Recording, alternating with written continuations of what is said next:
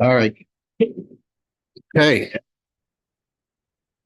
All right, great. Thank you, everyone, and welcome to the Monday, March 11th, council work session, and we'll get started here. So it is now 5:32 on this Monday, March 11th. Want to welcome everyone here to tonight's meeting. So we'll move to the item on the agenda. Next item is the roll call. Colleen, please. Mayor Boland, Councilmember Clark. Here. Councilmember Bartoni. Here. Councilmember Nyan. Here. Councilmember Farmer. Here. Councilmember McCutcheon. Here. Councilmember Rambo. Here. Councilmember Fleischer. Here. Councilmember Garitano. Here. Councilmember Brost. Councilmember Edens. Here. Councilmember Ottenberg. Here. Councilmember Dodwell. Councilmember Marshall. Present. Councilmember Jaxi. Here. Here. Councilmember Hopper. Councilmember Galani. Thank you, Colleen. All right, so next item on the agenda is the Mayor Pro Tem's comments and announcements here. The only comment that I will make is similar to what I've said before when I've served as the Mayor Pro Tem. I have the privilege to do this when the mayor is not able to attend the meeting, and so therefore I will facilitate the meeting. I do not have any special authority or additional power as a Mayor Pro Tem, nor can I even break a tie as a Mayor Pro Tem. And so therefore I retain my role as council member and will run tonight's meeting. Look forward to having a good discussion tonight with everyone here. So thanks again for everyone that's joining us here in the room and also live stream. We'll move on to the for information section of the agenda here. We have several items that are listed here. So what I'd like to do is ask to see if we have any council members that have any questions related to the items under for information. All right, Councilmember McCutcheon. Yes, I have several questions. So, when will the Evergreen Forest Erosion Project begin? Do we have any idea?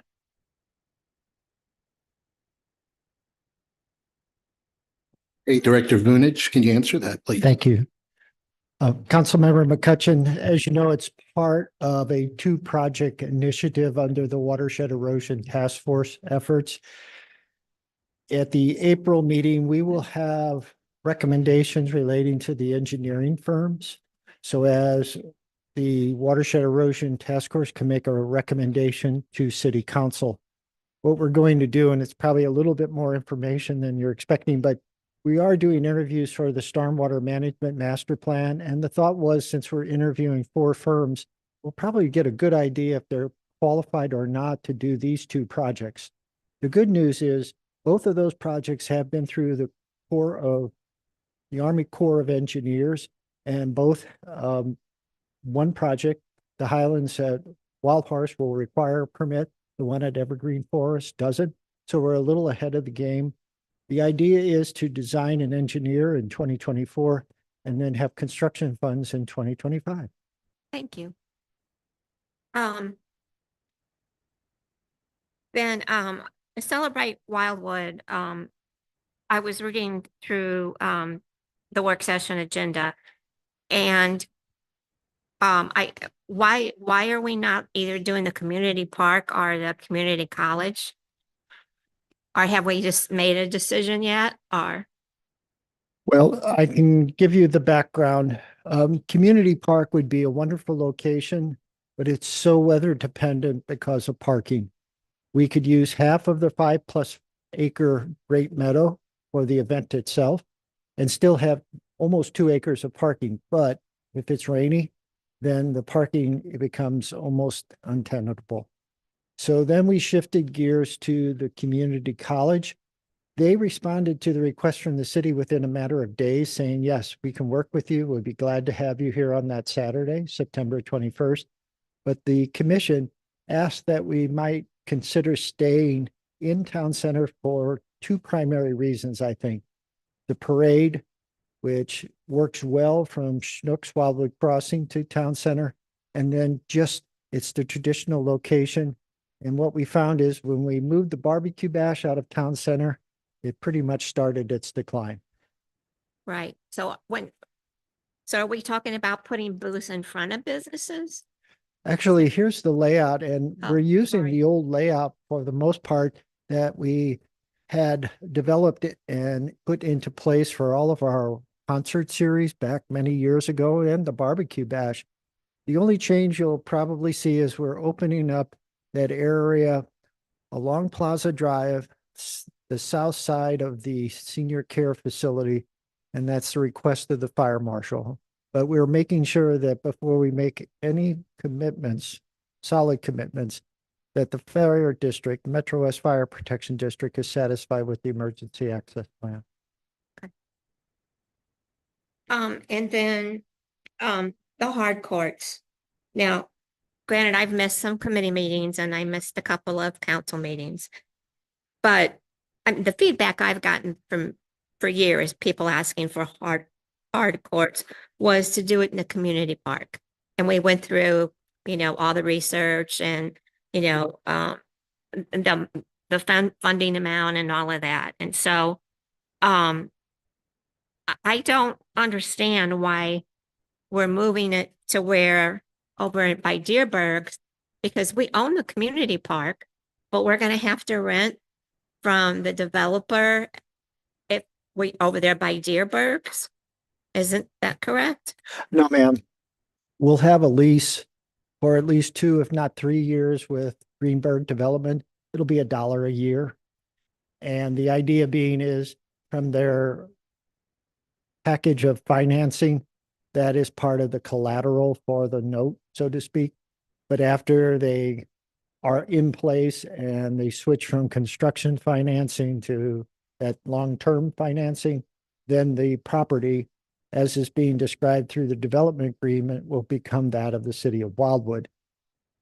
As you mentioned, we were to the point where we had a bill before city council to engage Ideal Landscape Group to do the courts in Community Park. There was a change in direction from city council itself because of, again, I think 2 primary reasons. First, the development that Ed Cohn and Bob Greenberg are proposing, Greenberg Development, had pickleball courts. And the thought was, that looks like a good location. And then secondly, it's in the core of our population area. So people can access it by bicycle and walking, probably much easier than Community Park. And then we think it could have that ancillary effect on the business community. So, well, I know once before they were talking about only the Greenberg Development residents being able to use it, or we'd have to have somebody make a reservation to use it. Is that still the case? The residents of the development will be treated just like the residents of the rest of Wildwood. It's really a Wildwood facility. We're just starting the research on how best to manage the use of courts so that we minimize conflicts and certainly address people's concerns about wanting to use them and ensuring that people don't, let's say, tie up the courts for hours and hours and things like that. So we're just starting that research. Okay. I think I have a question. You want to come back to your question after we go to the next speaker? Or do you have? Well, I've got it if you want me. to. Oh, go ahead. Yeah, the little library, Mhm. which I think is a wonderful idea. But when I was looking at it, they were talking about putting it inside Green Pines Park. My thought was the kids now have to walk because of bus situations. Maybe if we put it right outside where the kids walk right past it, do you think that would work better? Maybe. I think there's no bad location per se. The one that the director of the department originally recommended was over by the pavilion, but there were some good reasons not to have that, and those were explained to me. But we can certainly look at the exterior, keeping it outside the fence, which may work better in some regards because it is a children's park. Certainly, we want to kind of minimize traffic into it if it's not related to children, their parents or caregivers. Yeah, and I just thought it'd be more convenient for the families that are walking back. Yep. Back and forth and rather have to go to the park and get it, come back out. And there's one at Green Pines Park and there's one in Hickory Trail as well. We'll get back with the Kiwanis. It's Mr. Bertolino that actually is kind of spearheading it for that particular Kiwanis club. See what they think and then we can get back to you. Okay, thank you. You're That's all my welcome. questions. Thank you for answering them. Okay, next speaker, I see Councilmember Nyan. You have your hand up. Please go ahead. I just have a quick question on the wall that heals. Did Warrenton give us any idea as to attendance numbers? How many people they had come to that event? Well, it's a very good question. If Miss Ripito is here, I don't see her on. She actually went and visited the wall that heals when it was displayed in Warrenton, Missouri, I believe in 2023. And from what I could gather, at least the time frame she was there, it was extremely well attended. And people come from substantial distances to see it. Obviously, if you're in Missouri or the surrounding states, it's easier to come to see the wall here than, let's say, Washington, D.C. But I don't have specific numbers. What I will do is tomorrow you'll get an email from Miss Ripito and she'll give you some background. It looks like she's online right now, so Okay. we can ask her That'd be possibly. great. Thank you.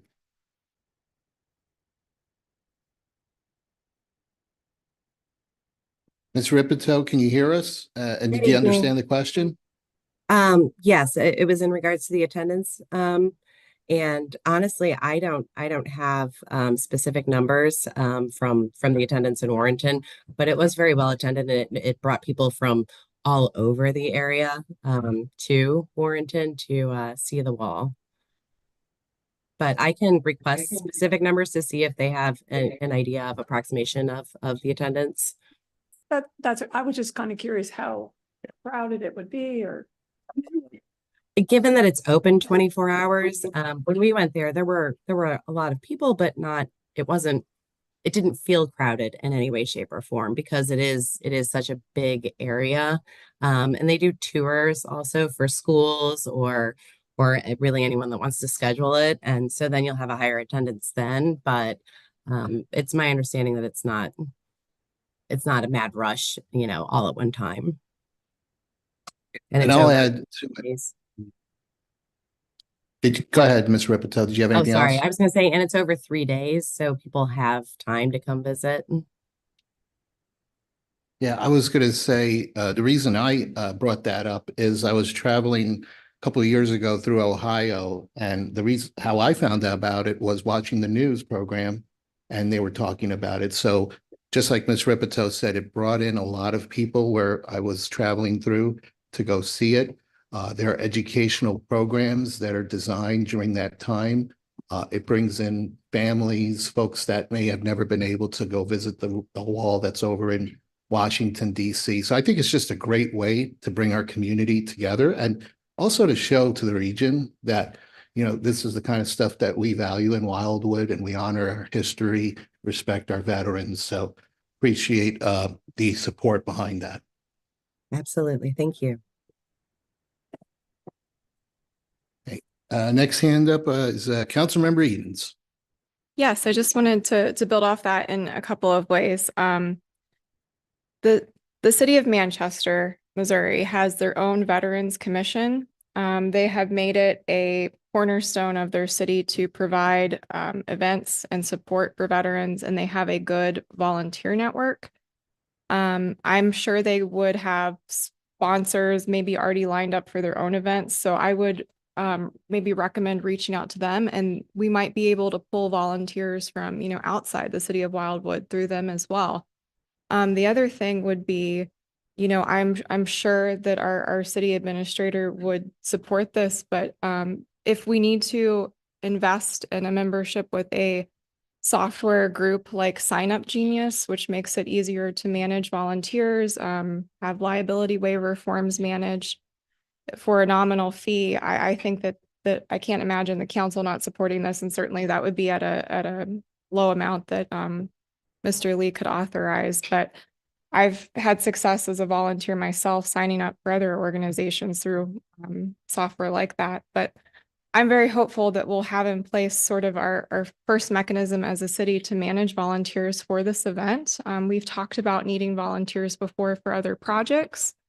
And at the time, kind of the feedback I received as a council member is we don't have the staff to manage the volunteers or to start the program. So this might be the kind of the kick that we need to get help in the future. Then if we find a good way to manage this, then I could foresee, having events like honeysuckle cutbacks, the same way Greensfelder Park does in our own community, and being able to get volunteers. So I would just suggest, again, reaching out to City of Manchester and looking into a software like Sign Up Genius. Thank you. All right, I saw Councilmember Dodwell. I just want to piggyback off of what Councilmember Edens just said about investing in a product such as Sign Up Genius.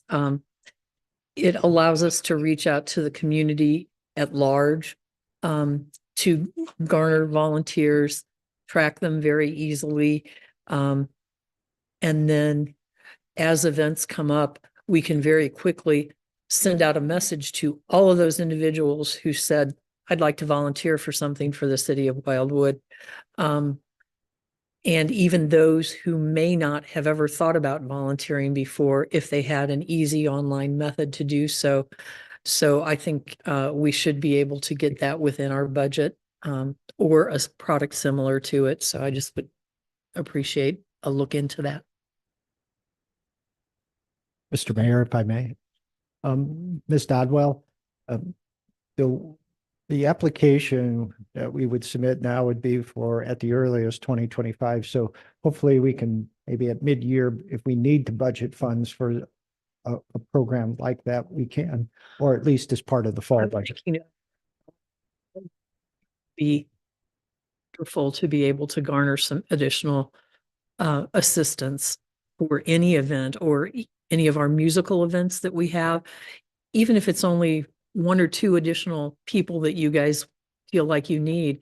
I've watched staff work way too hard, and I've talked with residents who are more than willing to help volunteer with different things. Granted, you do have to do some training, you do have to do some organizational work on our end, but I think the more involved we can have community members, the more they'll feel invested in our community.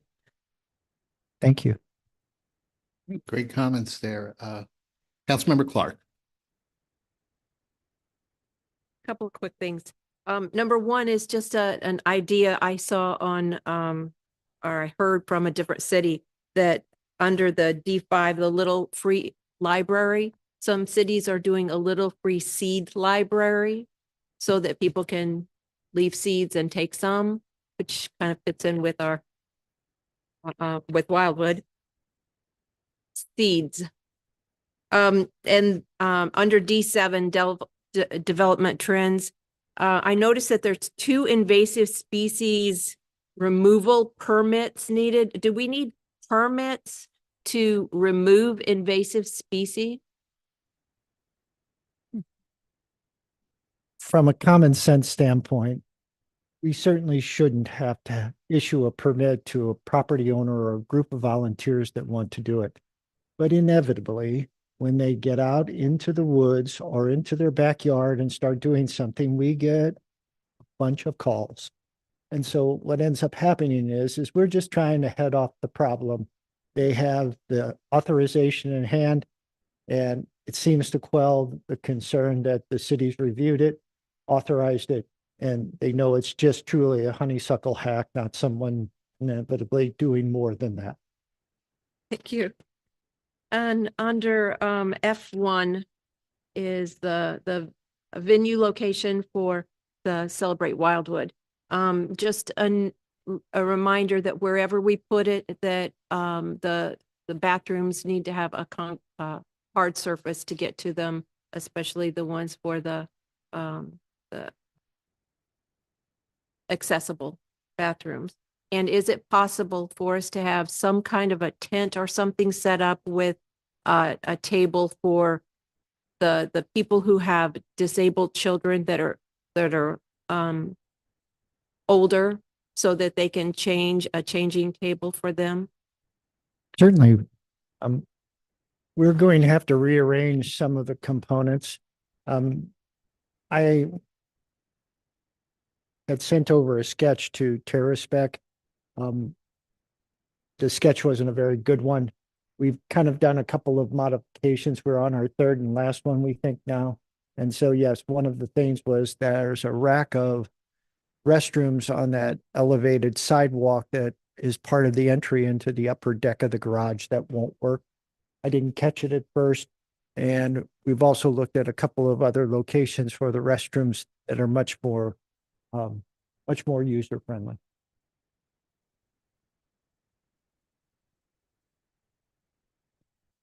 All right, do we have any other questions or comments? Anyone? Seeing none, then we'll move on to the for action section of the agenda. So the first item under for action is the Historic Preservation Commission, Route 66 Historic Building Grant Program Research. Joe, please. Thank you again, sir. Mr. Mayor Pro Tem and members of the City Council, the Historic Preservation Commission, as you know, over the last couple of years, has been spending a great deal of time and resources looking at the original location of Route 66 that goes through the city of Wildwood. If you're not familiar, it starts on the easternmost end of the city of Wildwood and then leaves Wildwood at the Franklin County line. Along it are the historic communities of Grover, Pond, Hollow, and Fox Creek. So from a standpoint of just an asset, and the asset as it ties those historic communities and properties together, it's very, very special. The department, along with endorsement from City Council, made an attempt with a organization, Main Street, to see if we could get funding to do some invigoration of Route 66 and make it an economic development driver for the community. Ultimately, after much work, the organization chose not to proceed forward with the grant application. And so from that perspective, the focus kind of shifted to the roadside park, which ultimately is kind of on hold as we work through our Village Green Phase 1 project. However, the desire to proceed forward with something tangible on Route 66 remains with the Historic Preservation Commission. And they acknowledge that in 2026, it's the 100th anniversary of the route. And so it's a major component of just not only Wildwood's history, but all of the communities and states along its route from Chicago to the Pacific Ocean. One of the thoughts is to explore, and I emphasize the word explore, a potential grant program sponsored by the city of Wildwood that would help not only private property owners, residential property owners, but businesses and others with acknowledging the significance of Route 66 and their place are part of that Route 66. So tonight, the Historic Preservation Commission has submitted a recommendation via letter that is asking that the City Council allow the city administrator, city attorney, and the Department of Planning and Parks to explore how a grant program might work here in Wildwood for Route 66. It is not an endorsement of the grant program. It's just to see if the mechanics are reasonable, how you spend public funds potentially on private property for the benefit of either property maintenance, community development, or economic growth. And so there is obviously time and resources that would be put toward this program, but the Historic Preservation Commission feels it's an opportunity on the cusp of that 2026 100th anniversary, that if we could do some of the items or just one or two of the items, we might have a very successful acknowledgement in 2026 of Route 66. I would conclude just again to say it's the exploration, not any endorsement. We just want to see if if the program would have legs to stand on, so to speak. If there are any questions, the department would be glad to answer them. And at the conclusion, the department would like direction. Thank you. We'll open up for a discussion. Are there any questions or comments from anyone? I see Councilmember Dodwell. Please go ahead. The lady with all the questions all the time. Can you explain what the $20,000 is going to be used towards? Well, part of it is modeled after the Office of Community Development with St. Louis County. They offer home improvement grant programs. They're $5,000. There are some requirements if you receive the $5,000, meaning you have to live in the home for X amount of years, et cetera. So it could be as simple as we have a business or a private residence on Route 66 that just needs some work, but the property owner either can't afford it at the time or just needs that little push, an incentive to move forward. One of the items that was discussed is that we have a number of service providers that are along or provide actions on Route 66. So maybe putting on their vehicles a Route 66 decal for the 100th anniversary and funding those at a nominal cost. So it could be a range of anything. If we do home improvements or business maintenance or things along those lines, I assume the grant would be greater and there'd be fewer of them. If we do smaller things, we could probably reach out and get involve more people and more opportunities. But as I say, we've got a couple of hurdles to get over before that, relative to just the process. But I think it's within the context of this particular grant program, it would be driven by the Historic Preservation Commission with a recommendation or recommendations to City Council, always acting on your part. So the $20,000 is not for the research work and the review of processes, procedures, and implementation of said. It's to be set aside as a grant pool for this kind of grant. Is that what you're talking about? I think for the most part, the intent is to use city resources, notwithstanding the city attorney, to do much of the research, have the city attorney review that under the guise of his retainer, so to speak, just inexpensively. The commission didn't necessarily set a high limit or a limit of any type. The department just thought $20,000. I need it for something to put in the budget to give context. So you're looking to place this into this upcoming budget year, not the current one that we're in. Is that correct? Okay. Is it possible to get a more definitive amount needed come budget time as this group that you're pulling together does the research necessary to identify how we're going to do this and what we're going to do? Or I guess I'm trying to understand what permission or what do you need from the council at this point, since we're kind of in the infancy stages on this program? Well, certainly the department always wants to ensure that it uses your all's time as efficiently and respectfully as possible. So from the perspective of the department, it was more so if the thought of having a grant program administered by the city was too far out of bounds, then obviously we didn't want to proceed, and we'll focus attention on other parts of the celebration of the 100th anniversary.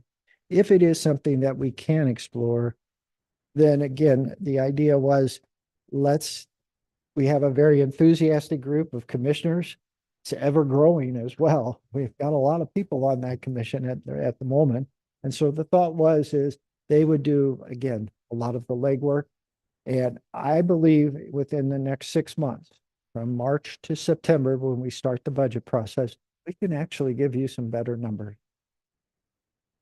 Okay, thank you. I just wanted to understand where that 20,000 came from. So No, very good questions. And obviously it forces the department and myself to think a little bit more deeper about it. Because again, when we had this at the commission, there wasn't a lot of conversation. There was almost immediate endorsement. So thank you. do we need a motion to Yeah, I believe that put would be this the forward yes. as a potential? According to the memorandum and what Director Boone just said, the motion should reference endorsing a study of program and authorizing the necessary research. So it's not authorizing any spending of money at this point. It's just research. I'll to make develop that that. motion to authorize the research necessary. So we do have one motion on the floor by Councilmember Dodwell. So I'll ask if there's a second. I see Councilmember Bartoni. That's a second. So we can continue discussion here, and Councilmember McCutcheon, you have a question? Yeah, so is this in relation to the 66 park that we've talked about and before is it going to be both items or? Park really doesn't have a role in this particular program that's being proposed. Obviously, as we all know, city council and city team members, the park escalated to a cost that's improbable to pay for a half acre. We can do so much more if that money is available for a park project or trail connection or infrastructure. So obviously, I think the next step with the park, which is probably a year, 2 years, 3 years away, unless council tells differently, is to basically kind of put it on a diet, wean it down and do a phase of it, and then see how that works before considering anything else. So that's really a separate issue. This is more looking at the corridor as a whole and trying to generate interest over the next, let's say, year or two about the 100th anniversary. And some of it may just be promotional materials that we as the city produce to have in the businesses along there, just identifying all the events that are available in the St. Louis region through our Route 66 Association in Missouri. And then again, I think the number of opportunities is really just limited by our imagination. Thank you for clarification. Certainly. All right, I'm looking in the room, Thank you. around the room and online. I don't see any other hands up, so we do have a motion on the floor. Is everyone clear on the motion, or do you need it read? Colleen, you got it? All right, so seeing no other questions, all those in favor of the motion, please say aye. Aye. Aye. Anyone? Any oppose or abstain? All right, that motion passes. So that concludes that first item. So there is an item here on the agenda regarding an executive closed session, but I have been informed when I arrived here that we will not need that session for tonight. I believe there's some additional information that needs to be gathered pertaining to that item listed there. So therefore, we will not need that. So now we're going to move on to miscellaneous. So we'll open up to see if there's any discussion of any items that perhaps we're going to be discussing later on the regular meeting, or if you have anything else you'd like to share. Okay. Don't see any hands, so therefore we can get a motion for adjournment of the work session, and then we will resume at 6:30 for our regular meeting. So Councilmember Farmer with the motion to adjourn. Is there a second? Councilmember Ottenberg. Okay, no discussion on that. So all those in favor of the adjournment, please say aye. Aye. Aye. Anyone opposed? Any opposed or abstained? All right, the work session is adjourned. We will resume our meeting at 6:30. Meeting at 6:30. Thank you.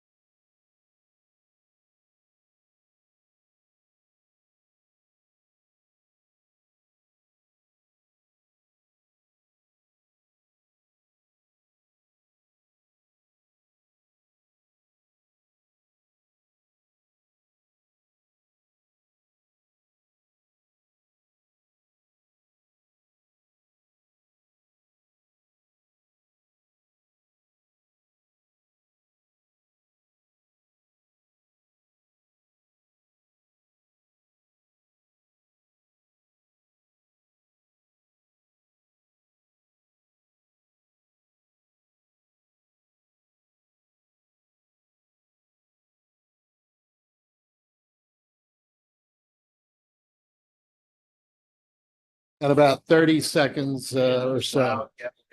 Yeah.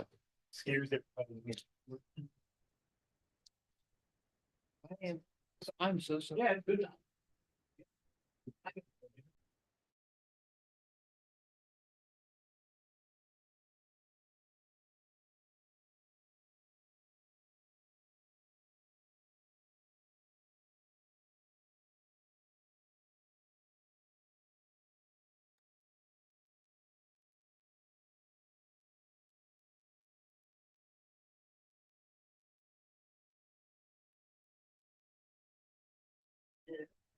Okay.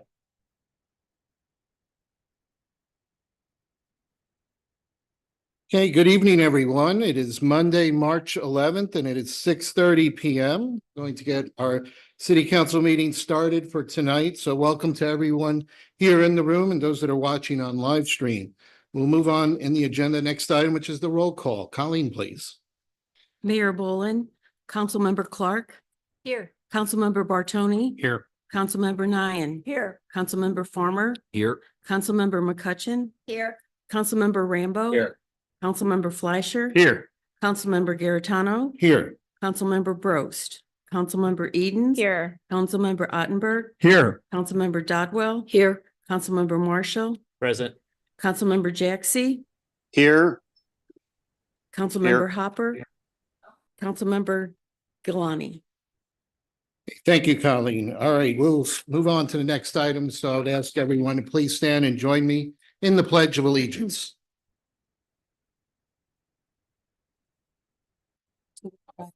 The United States of America, to the republic which it stands, one nation, under God, indivisible, with liberty and justice.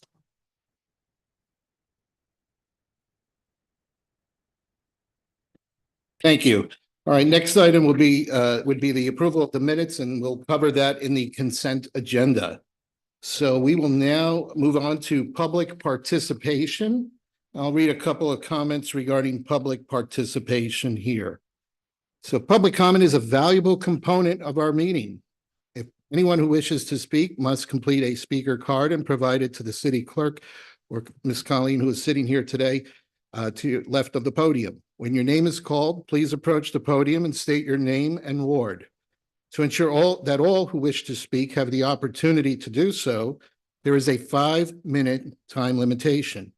I will let you know when the time limit is reached. If you have any questions for us, please mention that during your remarks and identify the official you would like to respond.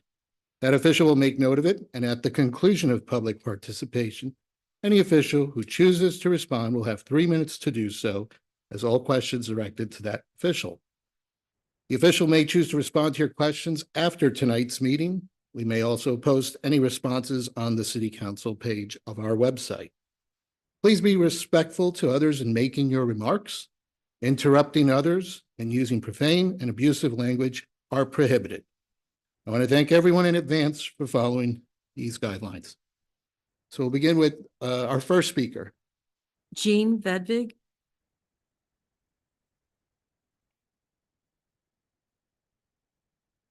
I would ask if you just give it to Colleen, please. She can take care of that for you.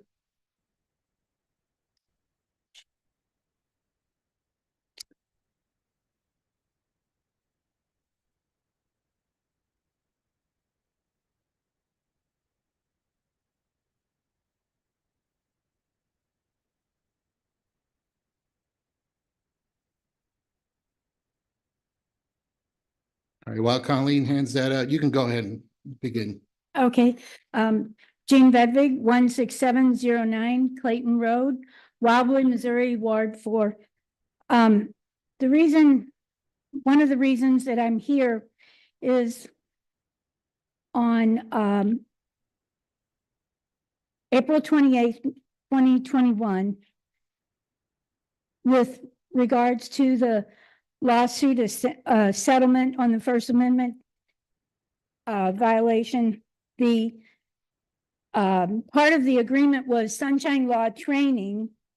And recently, as you are receiving, the city is the recipient of another letter from the Missouri Attorney General's office regarding sunshine law violations. And according to the sunshine law, which everyone here took oaths of office to support the charter, the master plan, and that includes laws of the state of Missouri, and that includes the sunshine law. So once again, we've been cited for a violation, and golly, you know, it's just, it's kind of embarrassing that we are not doing recording minutes appropriately. And this was the Admin and Public Works Committee that you yourself, Mr. Garitano, chair, and you have always professed your experience and your knowledge of local government and the laws. And yet it's your very committee that was cited, and there were 14 sets of minutes that were not recorded and approved in the appropriate amount of time. And on December 5th, you approved 13 sets of those minutes. And I wanted to ask a question. How many of those minutes were closed to discuss the trash contract?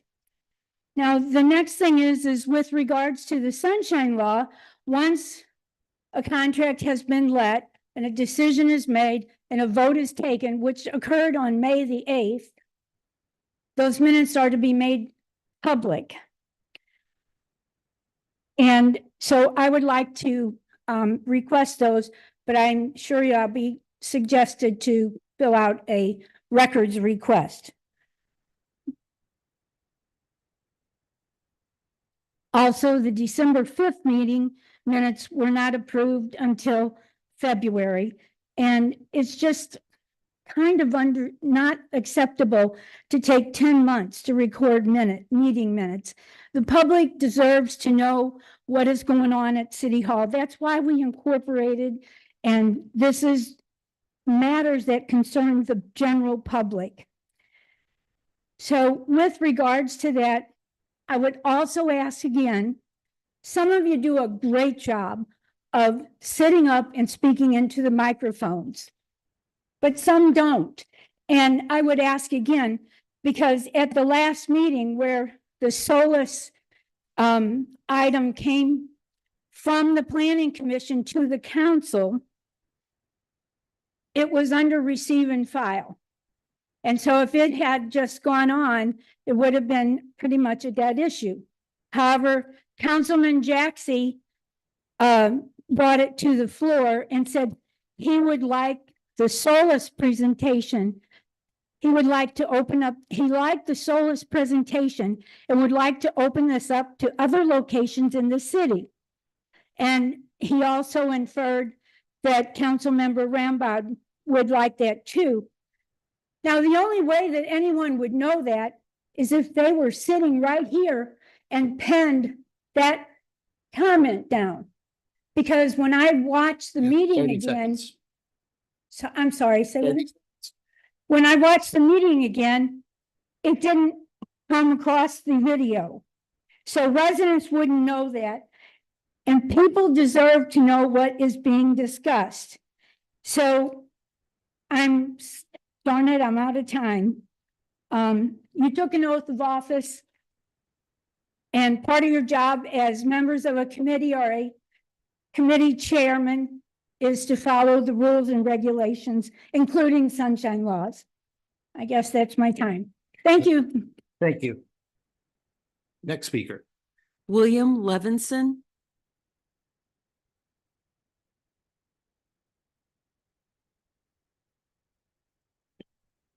Good evening. My name is William Levinson. I am president of Benton Home Builders, 11605 Stutt Avenue, Suite 102, Creve Coeur, Missouri, 63141. I'm one of the developers proposing the Latitude N38 development.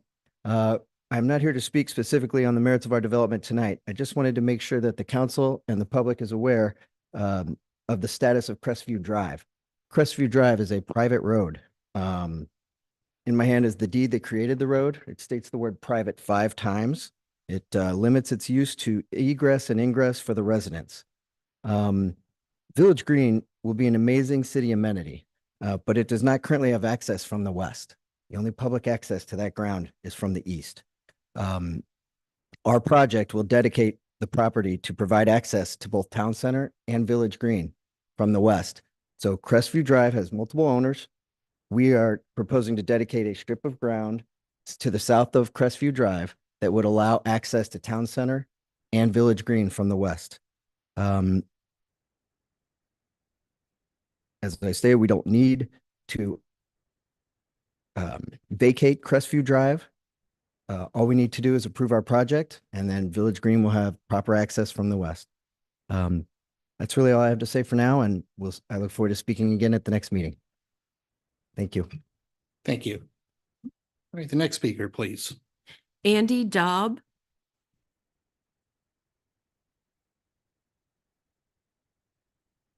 I don't normally use microphones. I'm Andy Dobb. I own Bombshell Construction Services. We are in the running to be chosen to do the Village Green project. I just came tonight to just say I'm excited. I hope that you guys have it, discuss it. And if you have any questions, I'll just stay here. And if you guys do have any questions during the time, you can just ask me. That's really all I have to say. I just thought I'm excited about it. And one other thing, I live at 2242 Babbler Valley Lane in Babbler Estates, and high-speed internet there. You guys it's fantastic. It is fantastic, just so you guys know. Thank you very much. Thank you. Okay, do we have any more speakers? No.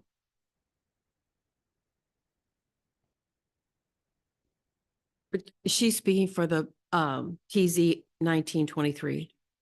Okay, we have 2 public hearings, and it appears you're referring to PZ 19-23. So we will, 1923 will be coming up just a moment here then.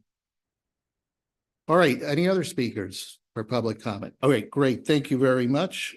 We'll see if there's any other comments here from the council. Otherwise, we'll move on. So the next section of the agenda is the Mayor Pro Tem's announcements. So I just want to share a couple of announcements. You may notice that I am sitting in the mayor's seat. The mayor is not attending tonight. So the function of the Mayor Pro Tem is to run the meeting when the mayor is not able to make it to a meeting. I do not get any special power, any special votes. I still retain my role as a council member. And in fact, as Mayor Pro Tem, I can't even break a tie. So therefore, I will run the meeting here. I hope that it goes well for everyone, and it's an honor to be able to serve in this role. So moving on, we're going to go now into the public hearings. So we'll go with the first public hearing. We go ahead and read that, Colleen. PZ 1-24, City of Wildwood Planning and Zoning Commission in care of the Planning Department, 16860 Main Street, Wildwood, Missouri, 63040. A request for the consideration of amendments to Chapter 415 of the Code of providing for regulations governing marijuana facilities within the City of Wildwood, all of which would be consistent with Article 14 of the Missouri Constitution. Any considerations regarding possible new regulations associated with these facilities would be premised upon the City of Wildwood's protection of the public's health, safety, and general welfare through the application of its zoning and land use regulations in accordance with the state statute and its charter. All right, Director Vunich. Thank you, Mayor Pro Tem. Mayor Pro Tem and members of the City Council, before you tonight is the letter of recommendation that has been prepared by the Planning and Zoning Commission for your consideration. The letter of recommendation addresses the item that was just read into the record by the Assistant City Clerk, and that is the 5 components of recreational marijuana. The first of those is its cultivation, and the final in between is the sale. All of those are addressed by this particular recommendation report and associated regulations that are on the agenda later for consideration by City Council. As a bit of background, in November 2022, the voters of the state of Missouri authorized a constitutional amendment to allow for the sale of recreational marijuana in certain quantities.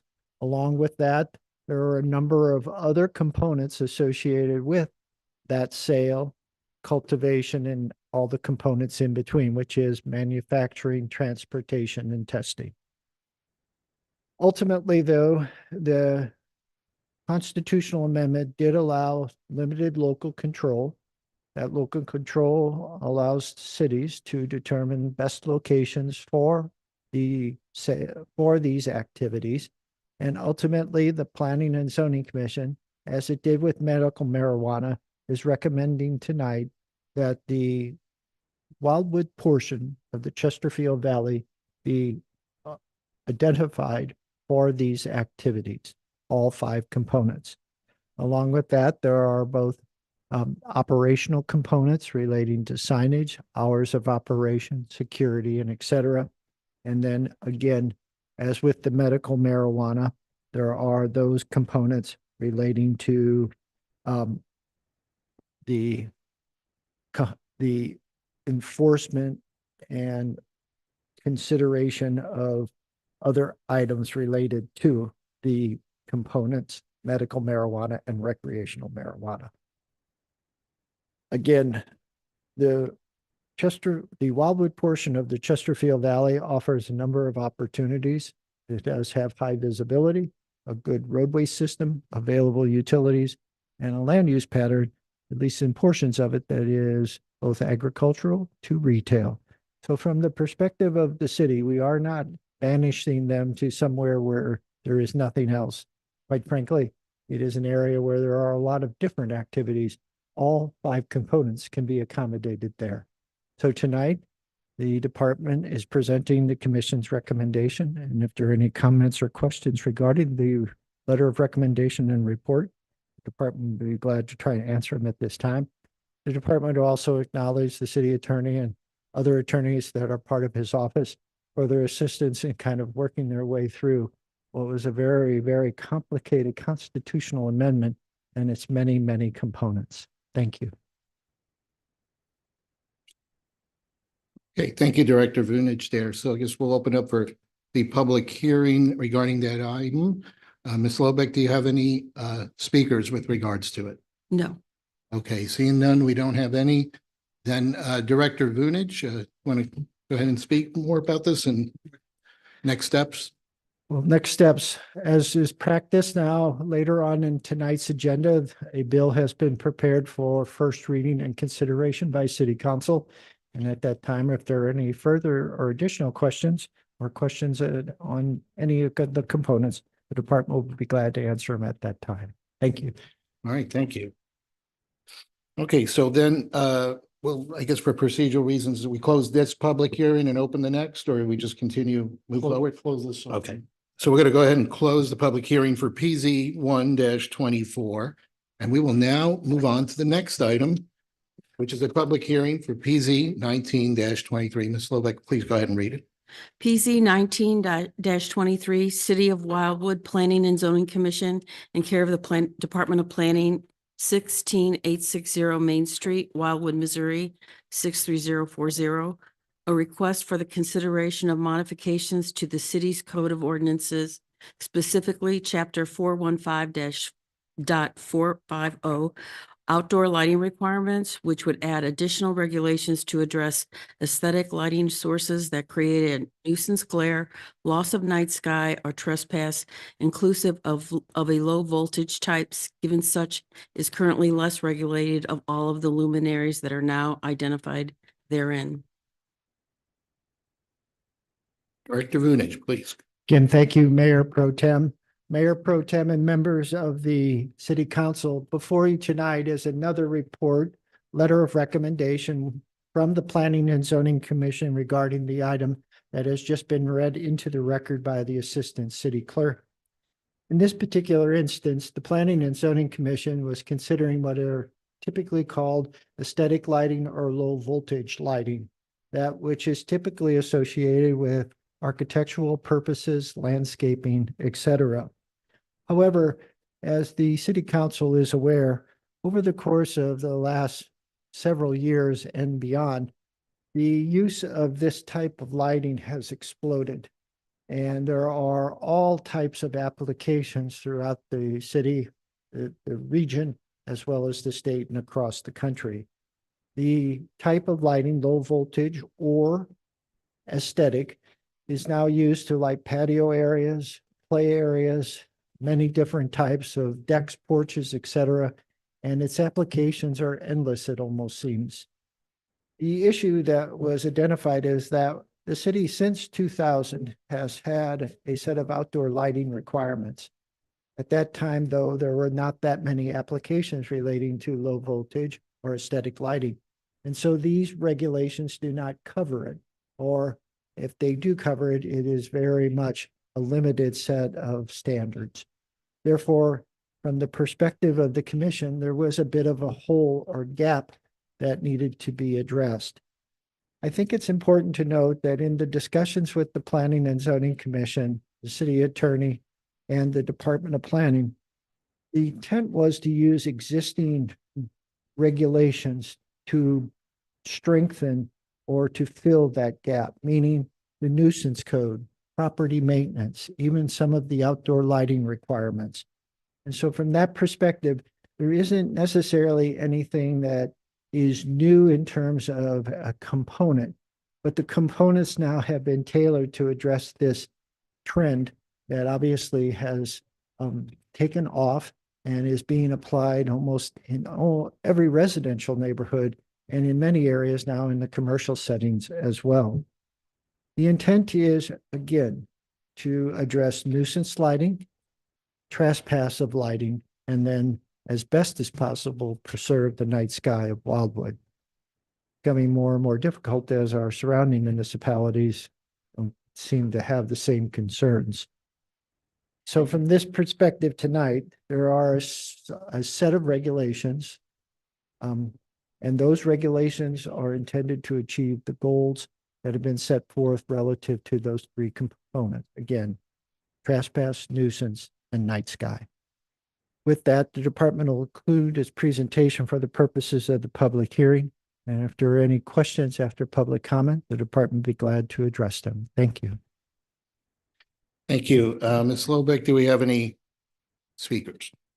Yes, Lynn Link.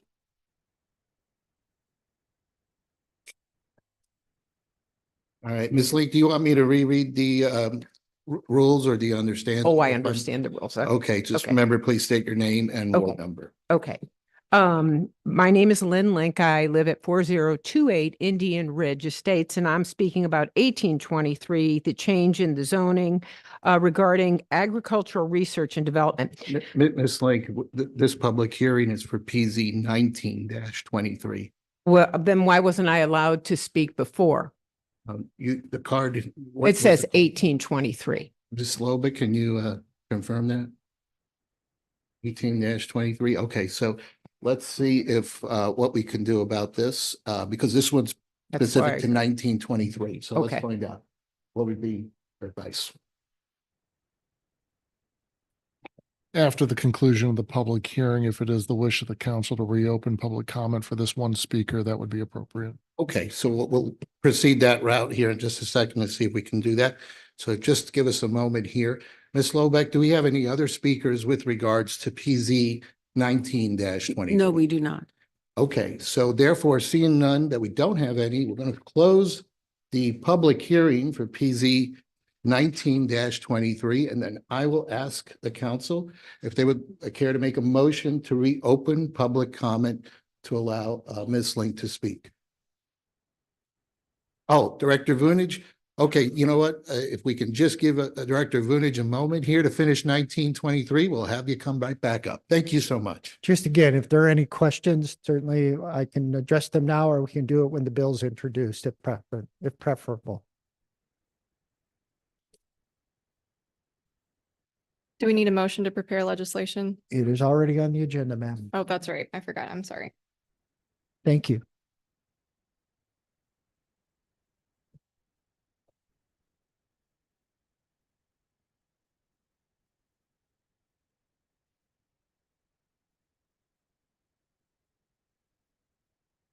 Well, I think the purpose of the public hearing is just to get input here, but city attorney, you want to do that now? Or could we do that now or? There's questions. Absolutely. Okay, let's do that now then.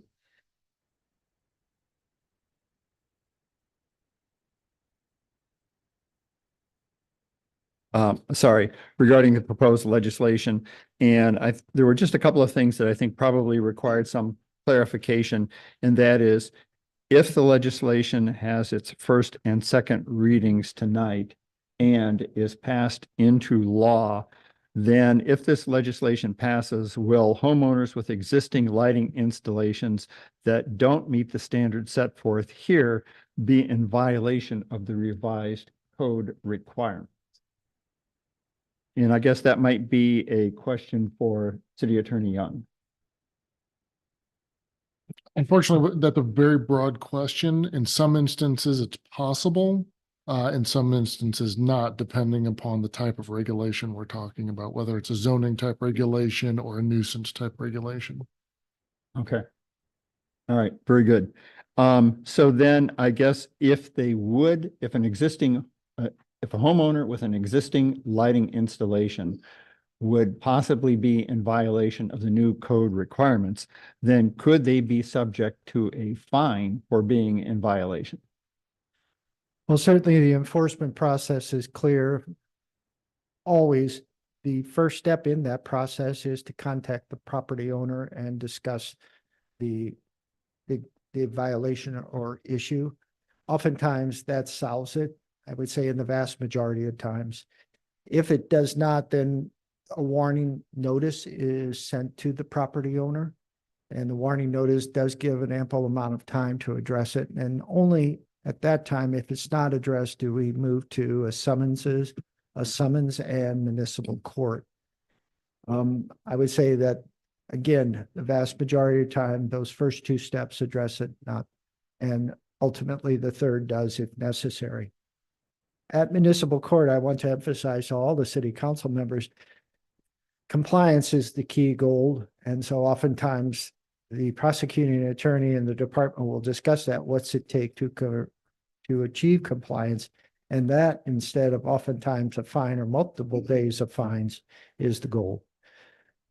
Okay, thank you. So then I guess that would raise the question, at the appropriate time, would it be appropriate to offer an amendment to this legislation that would clarify that the revised regulations would apply only to new lighting installations and not to ones that have been previously installed?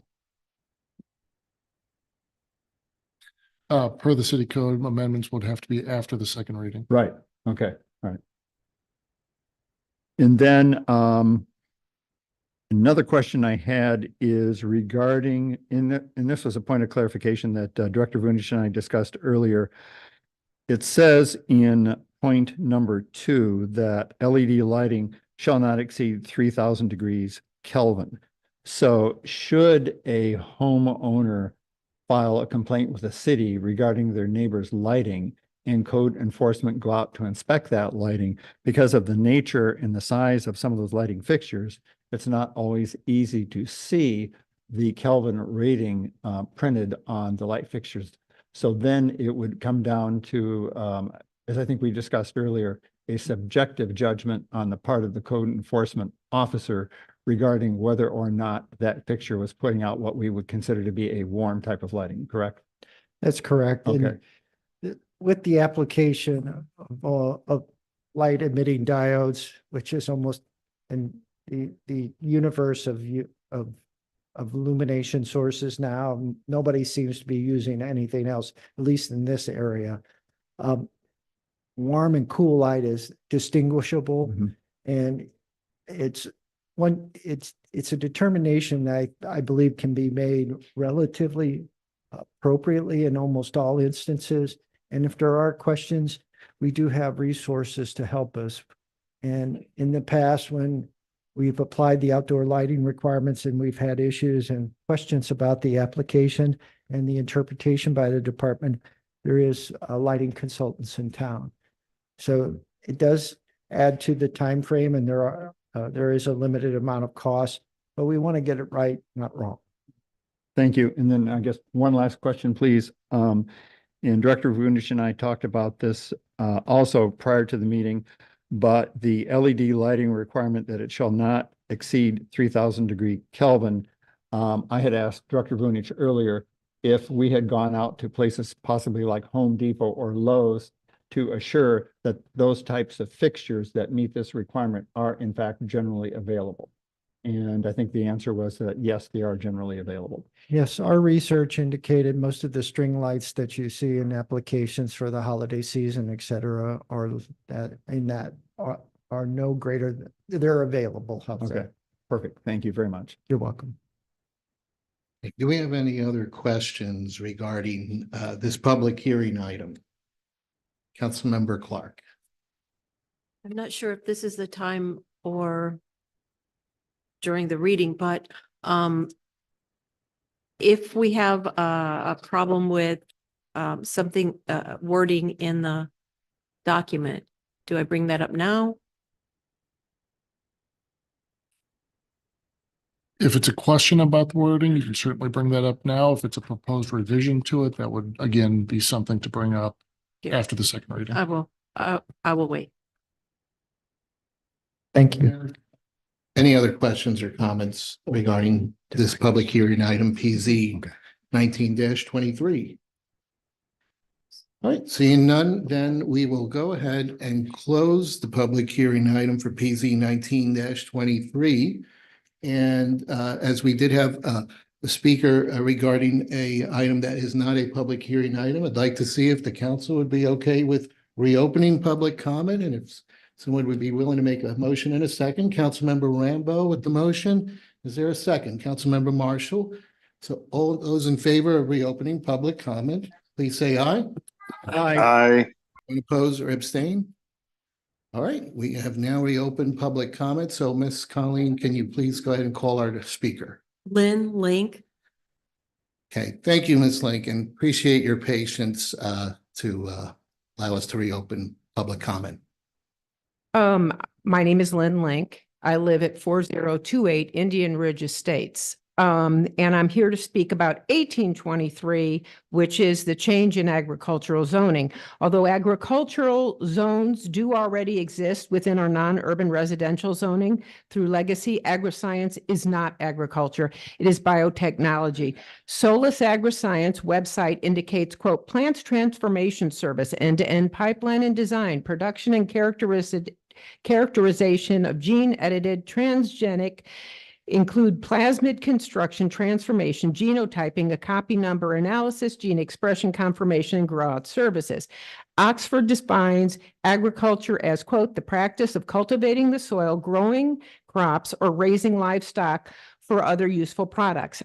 Oxford defines biotechnology as the use of living cells and bacteria in industrial and scientific processes. Therefore, Solus's own description is that they perform biotechnology. MassBio is a company that helps municipalities for requirements needed to allow biotechnology facilities, which they only recommend in urban industrial environments where the damage from potential contamination to the outside environment with non-FDA approved genetically modified seeds, plants, pesticides, and herbicides will have less of an adverse impact on humans and nature. They further recommend, quote, municipal water and sewer systems available in commercial and industrial areas. Point of contact in the city hall to assist biotech projects, and municipalities' Board of Health has adopted the National Institutes of Health guidelines on recombinant DNA activities and regulations. I wasn't able to find a point of contact or even a health department at the city of Wildwood, so I contacted Rachel Scott Carson at St. Louis County's Department of Public Health Environmental Health Lab to see if she was familiar with the 149 pages of the NIH guidelines on recombinant DNA technology. She replied that neither she or anyone else she knew was familiar with these guidelines. Speaking with her for over half an hour, I got the impression she was deeply concerned that Wildwood would even be considering allowing Solus or any other biotechnology facility within our borders without the ability to do the necessary oversight which is required to protect the citizens' environment. This proves there is no safe place for agriscience biotechnology anywhere in Wildwood. At a meeting with residents and 4 council members near Solis on February 27th, Councilmember Clark requested that we secure public concerns and do supportive research and place them in one unified document for review. The public input of this 22-page document was obtained via post by me on February 28th on Nextdoor social media platform. On or about March 4th, after receiving 2,500 views, Nextdoor platform took down my post and the content of Tracy Hinson's repost. I previously brought up the problem that I was enduring on Nextdoor with regard to a lead with Councilmember Garitano, who is also a lead, who verified he was a friend of hers. I previously brought up before this council my concerns that Mr. Garitano's opponent, Mr. Salvatore, in the mayoral race has been banned from Nextdoor platform.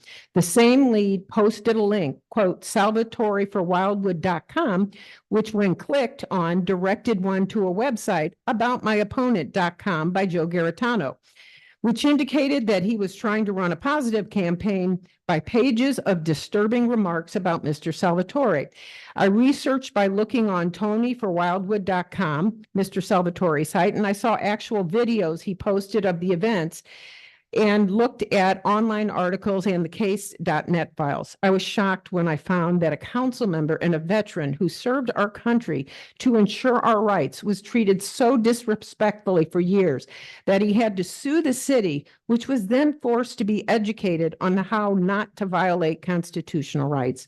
Also, our brave men and women of law enforcement have a hard enough job protecting us, and they don't need to be used as political pawns for elected officials. 30 seconds. Mr. Garitano, you posted about having a veterans wall that heals in Wildwood to honor our veterans. Perhaps you can start honoring veterans by showing a little more respect to Lieutenant Colonel Tony Salvatore. Thank you very much. And I have given Mr. Bunich also a copy of the 22 pages of documents, and I've emailed it to Councilmember Clark and a few other people too. So you can click on it and then you can get all the sites that I've referred to in here. Thank you. Thank you. Okay, seeing that we don't have any other public comment speakers and we reopened it, so City Attorney, do we have to now make a motion to close it, or can we just go ahead and close that? I think you can close it. Okay, we're going to go ahead and close public comment. Again, thank you, everyone, and I appreciate the support in reopening that so we can get that additional comment. So now we're going to move into legislation under unfinished business. So the first item under the agenda here is Bill 2835. And I did get a request regarding that item that we'll be asked to postpone it to May. So Director Vunich, please go right ahead. Mr. Mayor Pro Tem and members of City Council, as you know, this is an item that's been on the agenda, then off. The Homeowners Association and the department have been unable to make communication, more so the department than them. But again, the department would respectfully request this matter be postponed to May. Thank you. Okay, so if I can get a motion and a second requesting the postponement, Councilmember Farmer. I will make the motion. Okay, and that is motion to postpone till May. Correct. Is there a second on the motion? Councilmember Dodwell. Seeing no other hands, all those in favor of postponing till May, Bill 2835, please say aye. Aye. Anyone oppose or abstain? The motion passes. All right, we'll move on to the next item under unfinished business, Bill 2855. Bill 2855, an ordinance of the city of Wildwood, Missouri, authorizing the mayor to negotiate and execute a city contractor agreement with Next Level Construction LLC for the fiscal year 2024 concrete street and sidewalk replacement project, including other incidental items as shown on the project bid documents. All right, and thank you. And just for the record here, we do have Bill 2855 before the council for the first reading concerning all wards. So I just want to make sure that we have a motion for that first reading of the bill. Oh, sorry, second reading. Thank you. All right, Bill 2855 before the council for final passage concerning all wards. And again, just want to make sure we have a motion for the second reading of the bill.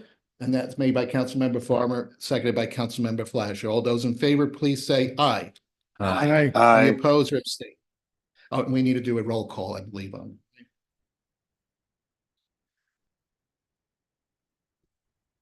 Okay, so we will go ahead, Ms. Lobeck, get another reading on that just to make sure for the record, dear Bill 2855. Bill 2855, an ordinance of the city of Wildwood, Missouri, authorizing the mayor to negotiate and execute a city contractor agreement with Next Level Construction LLC for the fiscal year 2024 concrete street and sidewalk replacement project, including other incidental items as shown on the project bid documents. Director Brown, do you have anything to add to the information that's already been provided to council? Thank you. I have nothing further to add, but I'm available for any questions from the city council at this time. Bill 2855 is on the floor for discussion. We have the city administrator. Thank you, Mayor Pro Temp. Just wanted to make a comment. This bill, and I won't get to it just yet, but this is budgeted for, and this is something that we do each year. And Director of Public Works and myself are available for any questions. Thank you. Hey, do we have any questions or comments from the council regarding Bill 2855? All right, Ms. Lobeck, please call the roll for final passage. Councilmember Clark, Yes. Councilmember Bartoni. Yes. Councilmember Nyan. Yes. Councilmember Farmer, Yes. Councilmember McCutcheon, Yes. Councilmember Rambo, Councilmember Fleischer, Yes. Mayor Pro Tem Garitano, Yes. Councilmember Edens, Yes. Councilmember Ottenberg, Yes. Councilmember Dodwell, Yes. Councilmember Marshall, Yes. Councilmember Jaxi. Yes. Yes. All right, bill passes. We'll move on to the next item on the agenda, which is Bill 2856 before the council for final passage. Concerns wards 1, 3, 5, and 8. Is there a motion for the second reading of the bill? Made by Councilmember Nyan. Is there a second? Councilmember Marshall. All those in favor, please say aye. Aye. Aye. Anyone opposed? Okay. Anyone opposed or abstain? All right, Ms. Lobeck, please read Bill 2856. Bill 2856, an ordinance of the city of Wildwood, Missouri, authorizing the mayor to negotiate and execute a city contractor agreement with NB West Contracting Company for the resurfacing of various public streets within the city, including traffic control and other incidental items as shown on the project bid documents, second reading. All right, Director Brown, do you have anything to add to the information that's already been provided? I have nothing additional to add, but I'm available for any questions from the city council at this time. Thank you. We have Bill 2856 on the floor for discussion. Is there any discussion?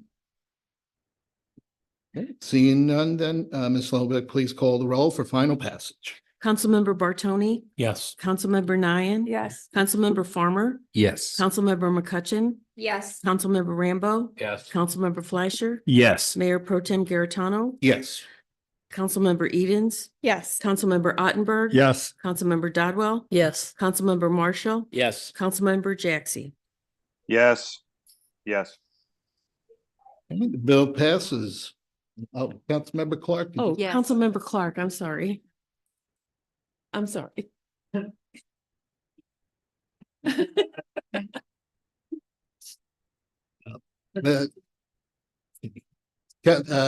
Ms. Lobeck, did you get Councilmember Yes, I Clark's did.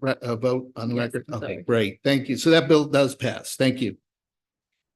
Okay, Bill 2857 before the council for final passage and concerns Ward 1. Is there a motion for the second reading of the bill? Councilmember Clark, is there a second? Councilmember Dodwell. All those in favor of, please say aye. Aye. Anyone oppose or abstain? All right, Ms. Lobeck, please read Bill 2857. Bill 2857, an ordinance of the city of Wildwood, Missouri, authorizing the mayor to negotiate and execute a surface transportation block grant, STBG, program agreement with the Missouri Highways and Transportation Commission to obtain federal funding to construct the Wild Horse Creek Road Bridge number 386 replacement project. Second reading. Director Brown, do you have anything to add? Thank you, Mayor Pro Tem. I have nothing further, but am available for any questions from the council. We have Bill 2857 on the floor for discussion. Is there any discussion?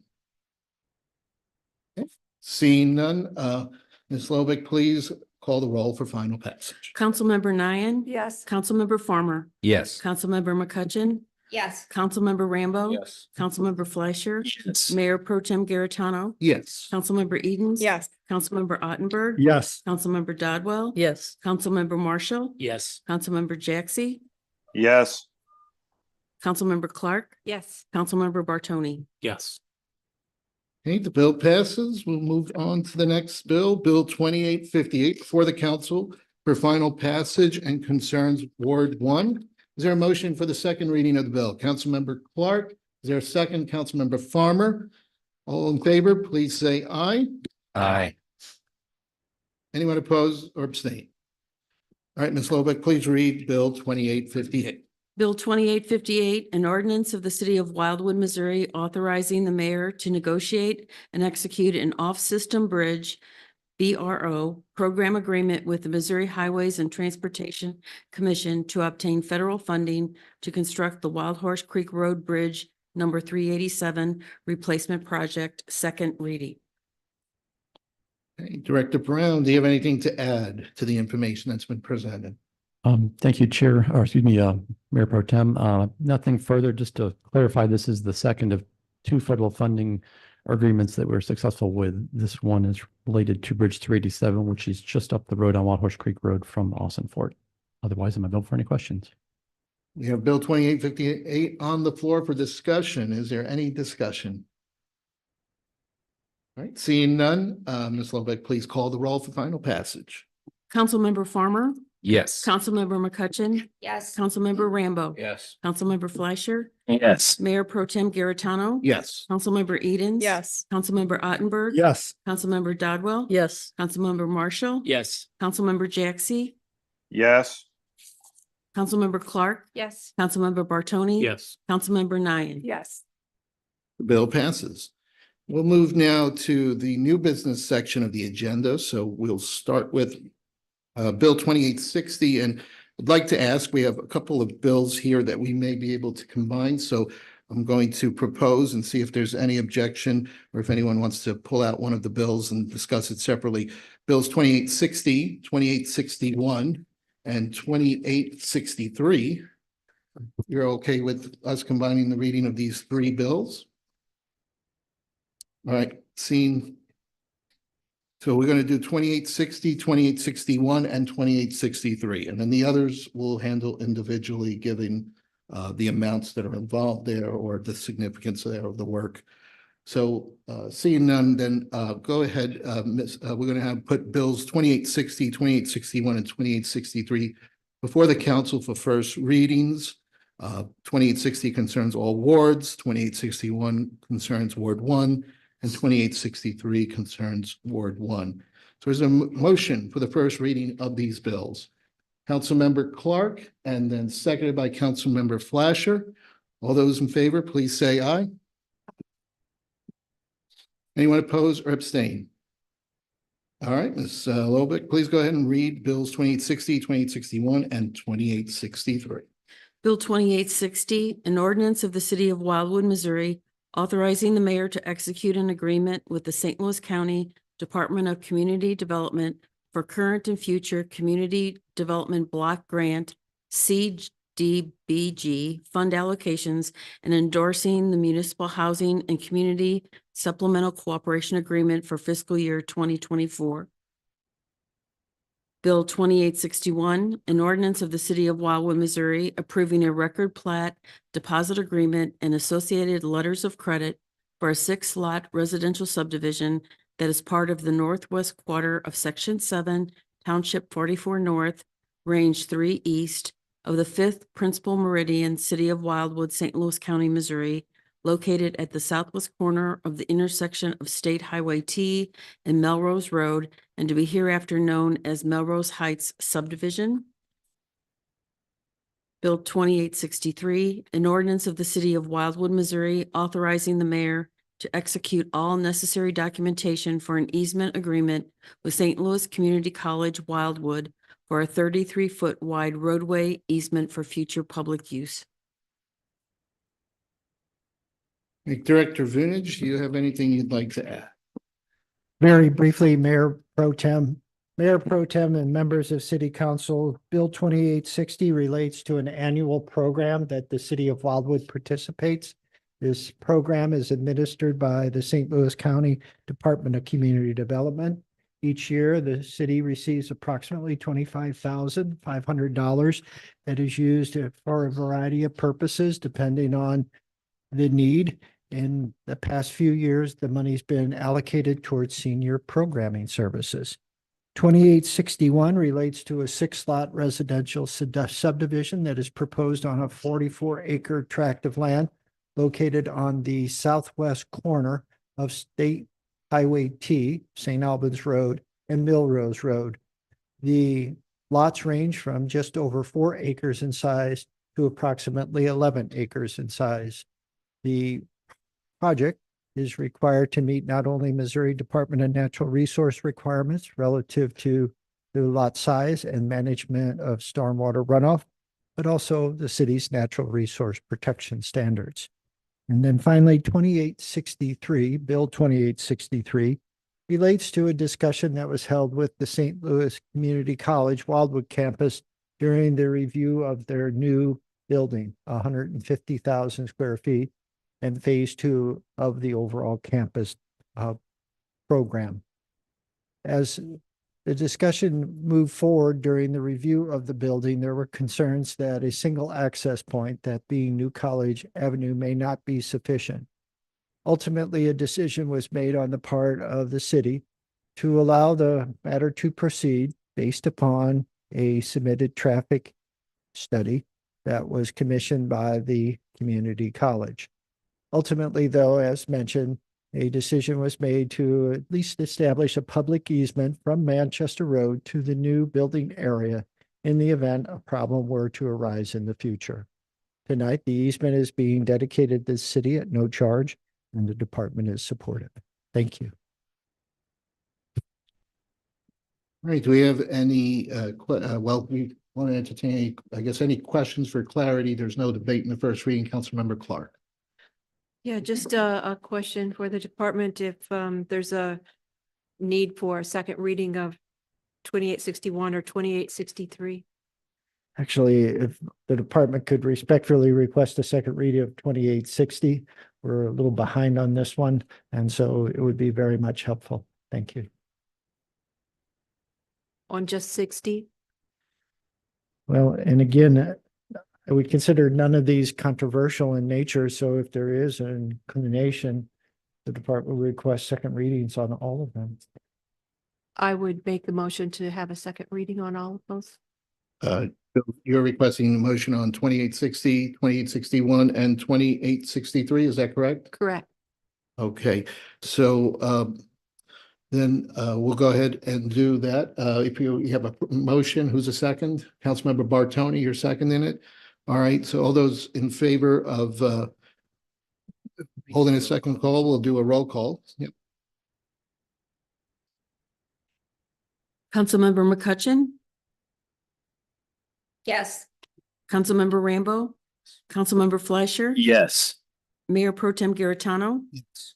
Councilmember Edens, Yes. Councilmember Ottenberg, Councilmember Dodwell, Yes. Councilmember Marshall, Yes. Councilmember Jaxi, Yes. Councilmember Clark, Yes. Councilmember Bartoni. Yes. Councilmember Nyan, Yes. Councilmember Farmer. Yes. Thank you. Okay, so we have the request for a second reading there, so that we need to see if there's any additional information that needs to be added, or is that covered, City Attorney? All right, we will read them a second time. Okay, so let's go ahead and do that. So bills 2860, 2861, and 2863 before the council for final passage. And concerning the following wards, 2860, all wards, 2861, Ward 1, 2863, Ward 1. We need a motion for the second reading of these bills. All in favor, please say aye. Aye. Anyone opposed or abstain? All right, so Ms. Slovic, do you need, please go ahead and read these bills. Bill 2860, an ordinance of the city of Wildwood, Missouri, authorizing the mayor to execute an agreement with the St. Louis County Department of Community Development for current and future community development block grant CDBG fund allocations, and endorsing the Municipal Housing and Community Supplemental Cooperation Agreement for fiscal year 2024. Bill 2861, an ordinance of the City of Wildwood, Missouri, approving a record plat, deposit agreement, and associated letters of credit for a 6-lot residential subdivision that is part of the northwest quarter of Section 7, Township 44 North, Range 3 East of the 5th Principal Meridian, City of Wildwood, St. Louis County, Missouri, located at the southwest corner of the intersection of State Highway T and Melrose Road, and to be hereafter known as Melrose Heights Subdivision. Bill 2863, an ordinance of the City of Wildwood, Missouri, authorizing the mayor to execute all necessary documentation for an easement agreement with St. Louis Community College Wildwood for a 33-foot wide roadway easement for future public use. The floor for discussion here, discussion regarding these bills. Councilmember Marshall. Yes, Mr. Vunich with the community college. Anybody talk to Metro West Fire District?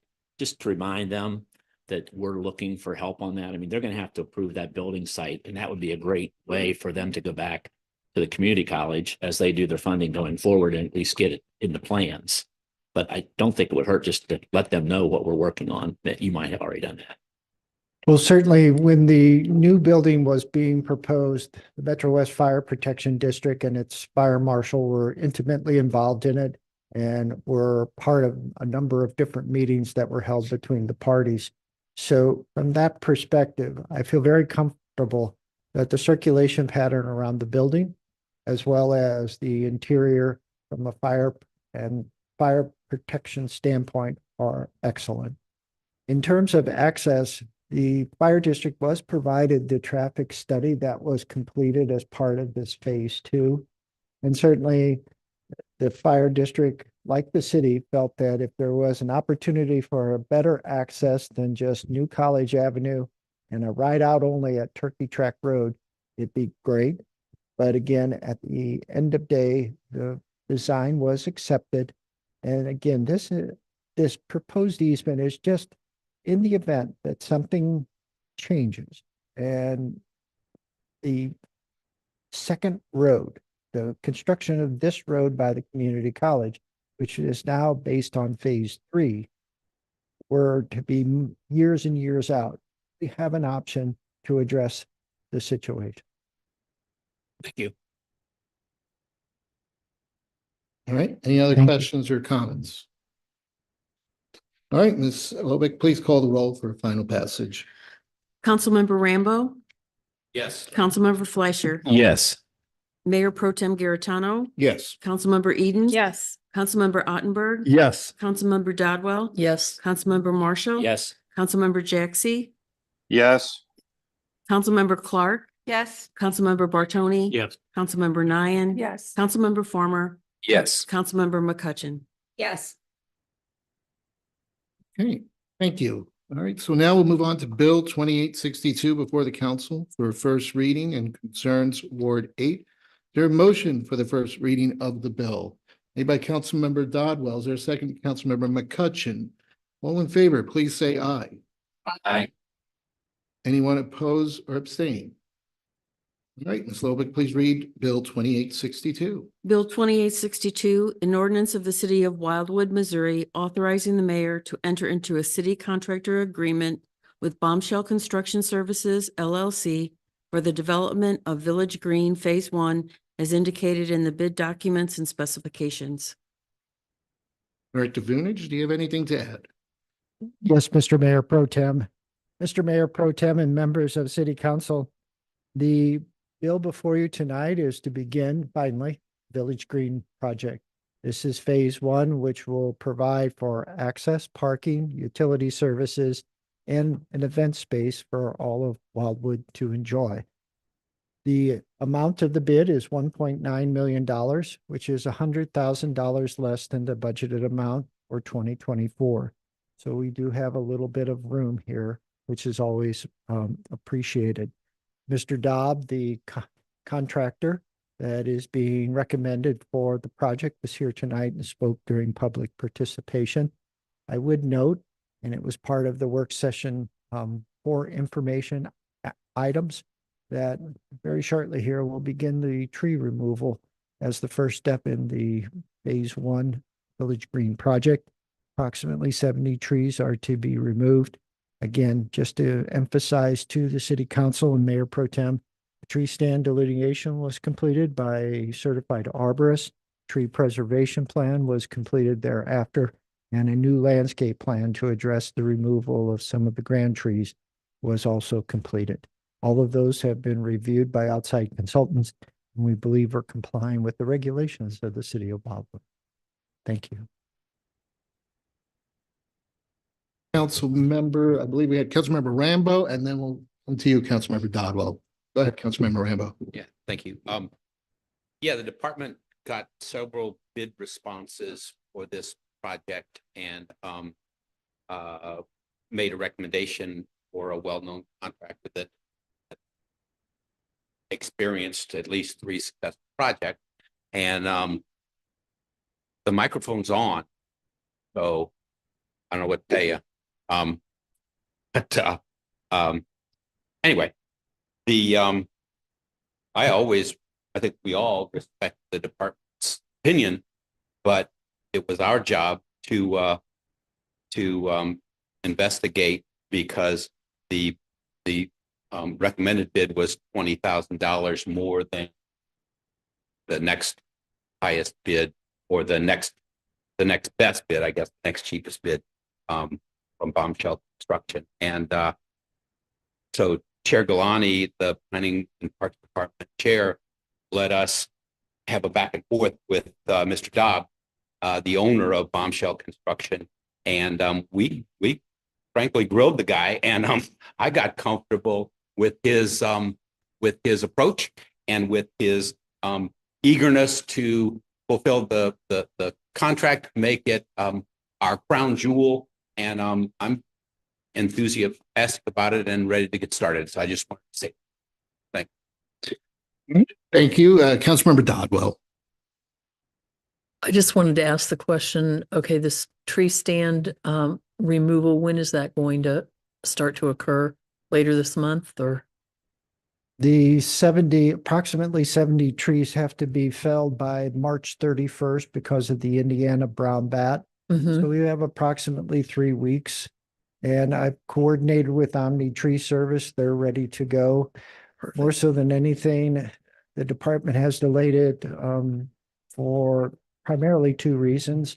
First, Mr. Walsh, our new arborist, I wanted him to take a look at the tree stand delineation, the tree preservation plan, and then the restoration plan, the landscape plan.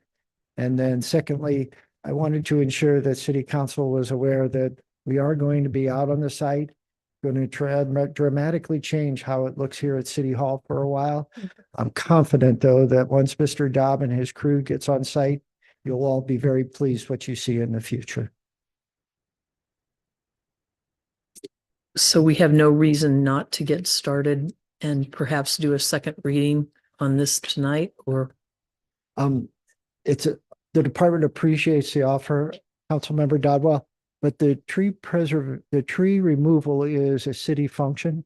We did that separately due to the fact that we wanted to make sure that we removed the least amount of trees possible and preserved as many of the grand trees. So the tree removal is not part of the contract before you tonight. No, I understand that. My question is there any reason why we cannot read this bill again tonight to get final approval? And then you can work with the contractor to set the date for when work on the actual park will start after the tree removal. Other than just the amount of the contract, obviously the department, per the direction of the Planning and Parks Committee, checked every one of the references provided by Bombshell Construction. They all came back very good. The qualms relative to an unknown contractor have been set aside relative to the department. So if the City Council was inclined to move a contract at $1.9 million forward with 2 readings tonight, the department wouldn't object.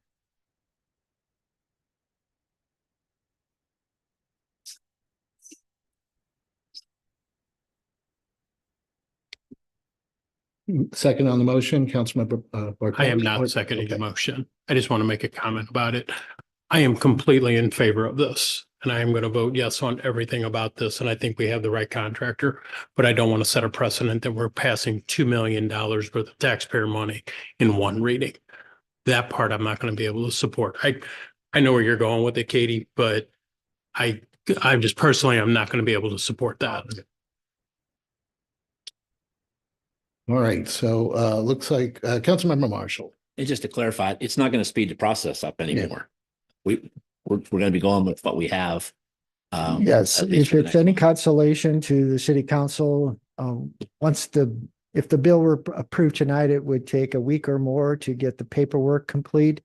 There's all the things that have to occur relative to the tree removal. And then finally, the contractor has to begin the siltation and erosion control installations as well as the tree preservation components. So all of that requires the ordering of materials and getting them in place and on hand. So we'll use the time well, I can assure you. Councilmember Ottenberg.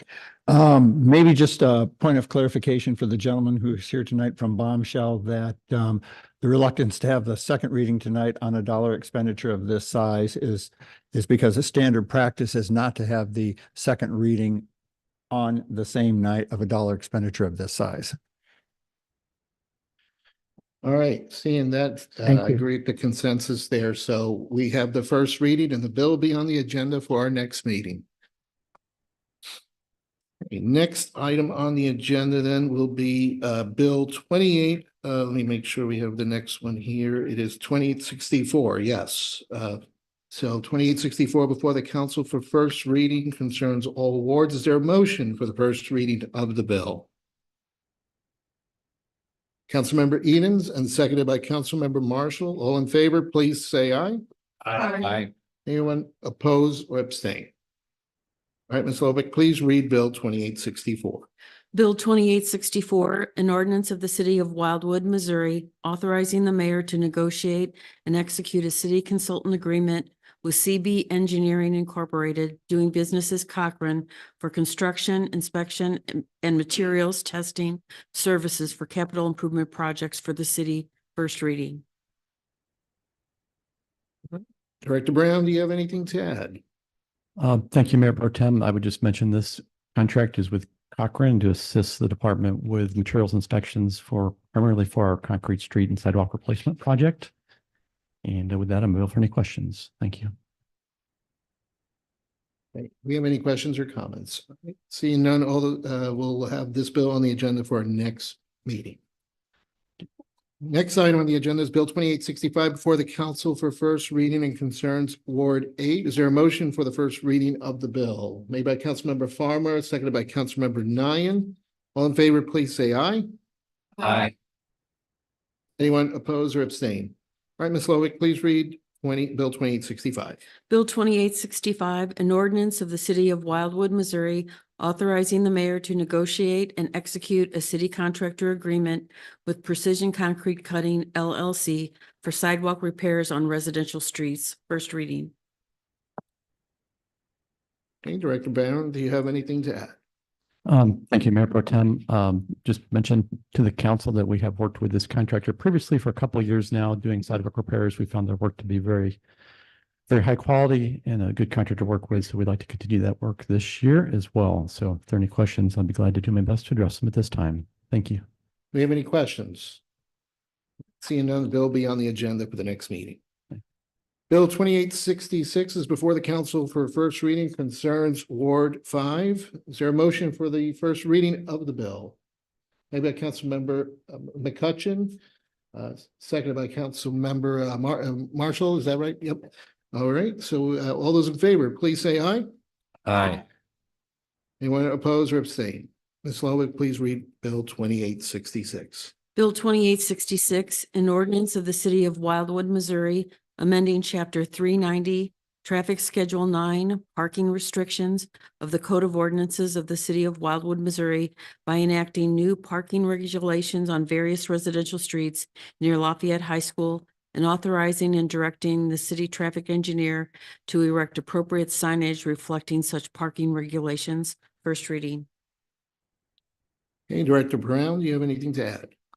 Thank you, Mayor Pro Tem. Just briefly, this is a continuation of our efforts to try to discourage parent pickup of students at Lafayette High School and the neighborhoods around the school. We've put up signs previously and they have had an impact and discouraged that practice. This is to continue on additional surface streets near the high school, and by and large is at the request of the residents that are impacted by that practice. So if there are any other questions, I'd be glad to address them at this time. We have any questions? Councilmember Edens. I'm not sure if you've already done this before, but just maybe before the signs go up or around that time would be to send a note to the PTA and also just the school district and ask them to put that in their publications as well, because maybe seeing that information source multiple times will also help discourage it, and getting it from the school. Yes, Councilmember Edens, we have met with the school district on this issue more than once, quite frankly. So they are very aware of it and have worked with us to try to very hard to discourage the practice with some success.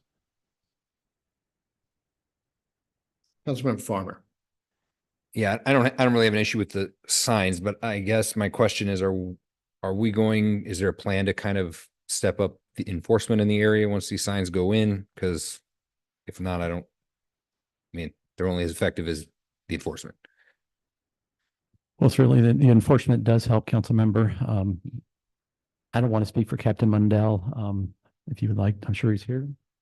We'd be glad to talk to it. My assumption is yes. Great. Perfect. Thank you. Seeing no other hands up, therefore that bill will be on the agenda for the next meeting. All right, the next bill is Bill 2867 before the council for first reading and concerns Ward 8. Is there a motion for the first reading of the bill? Made by Councilmember Farmer. Is there a second? Councilmember McCutcheon. All in favor, please say aye. Aye. Anyone oppose or abstain? All right, Ms. Lovick, please read Bill 2867. Bill 2867, an ordinance of the city of Wildwood, Missouri, authorizing the mayor to negotiate and execute an agreement with Geotechnology LLC for geotechnical related forensic services for the Wildwood Municipal Building. First reading. Okay. All right, City Administrator Lee. Thank you, Mayor Pro Tem Garitano. Tonight, the Department of Administration and the Department of Public Works will be requesting potentially, if the council wishes, for two readings of this bill. We have spoken with Geotechnology LLC and taken this in front of the Ad Hoc Building Committee and the Administration and Public Works Committee. The work that they plan to do should take 6 months to a year. So the sooner we get the contract executed and moving, the sooner we can get a full understanding of the potential settlement issues we have here at City Hall, and we can make potential changes or make some improvements to mitigate those factors. So tonight, the department is respectfully requesting two readings. Thank you. Okay, is there a motion for the second reading of the bill? Councilmember Marshall, and then I saw a second, Councilmember Edens. All those in favor, please say aye. Aye.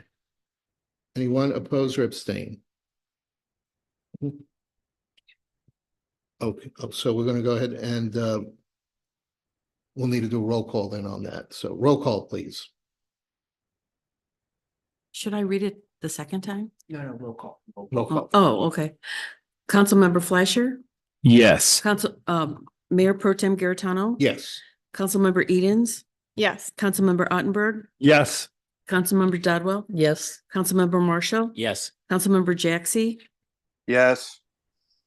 Councilmember Clark? Yes. Councilmember Bartoni? Yes. Councilmember Nyan? Yes. Councilmember Farmer? Yes. Councilmember McCutcheon? Yes. Councilmember Rambo? It's like we have enough votes there to proceed with the second reading. So Ms. Lovick, please read Bill 2867 for a second time. Bill 2867, an ordinance of the city of Wildwood, Missouri, authorizing the mayor to negotiate and execute an agreement with Geotechnology LLC for geotechnical related forensic services for the Wildwood Municipal Building. Second reading. We have Bill 2867 on the floor for discussion. Is there any discussion? Right, seeing none, Ms. Albert, please call the roll for final passage. Mayor Pro Tem Garitano. Yes. Councilmember Edens. Councilmember Ottenberg. Yes.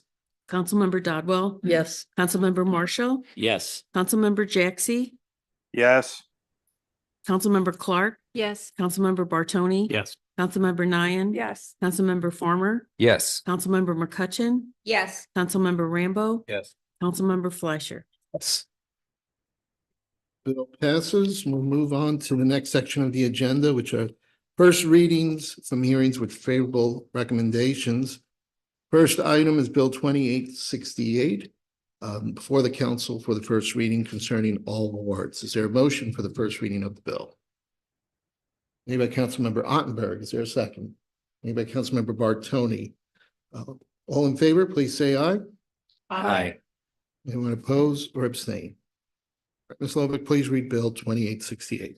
Bill 2868, an ordinance of the city of Wildwood, Missouri, amending sections of chapter 415 of the Code of Ordinances of the city of Wildwood, Missouri, providing for marijuana land use regulations. First reading. Director Vunich, do you have anything to add? Mr. Mayor Pro Tem and members of City Council, as you'll recall, we had a public hearing on this particular matter tonight. And the bill was prepared based upon the favorable recommendation from the Planning and Zoning Commission. If there are any questions regarding the bill, the department would be glad to answer them at this time. All right, Councilmember Bartoni. Thank you. Joe, we went through this exercise a handful of years ago for medical marijuana. Is this basically just a cut and paste for recreational? Or is that question for Mr. Young?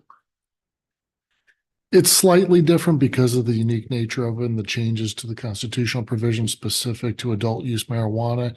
In addition, in that in that constitutional amendment, they further amended medical marijuana regulations. So we updated it to be consistent with that as well. Okay, thank you. Seeing no other questions or on the floor here, then the bill will be on the agenda for the next meeting. All right, the next bill is 2869 before the council for first reading and concerns all wards. Is there a motion for the first reading of the bill? Made by Councilmember Clark. Is there a second? Councilmember Nian. All those in favor, please say aye. Aye. Anyone oppose or abstain?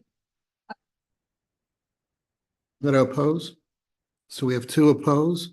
The bill so passes. So therefore, Ms. Lovick, please go ahead and read Bill 2869. Bill 2869, an ordinance of the city of Wildwood, Missouri, amending section 415.030 and section 415.450 of the Code of Ordinances of the city of Wildwood, Missouri, providing for aesthetic outdoor lighting regulations.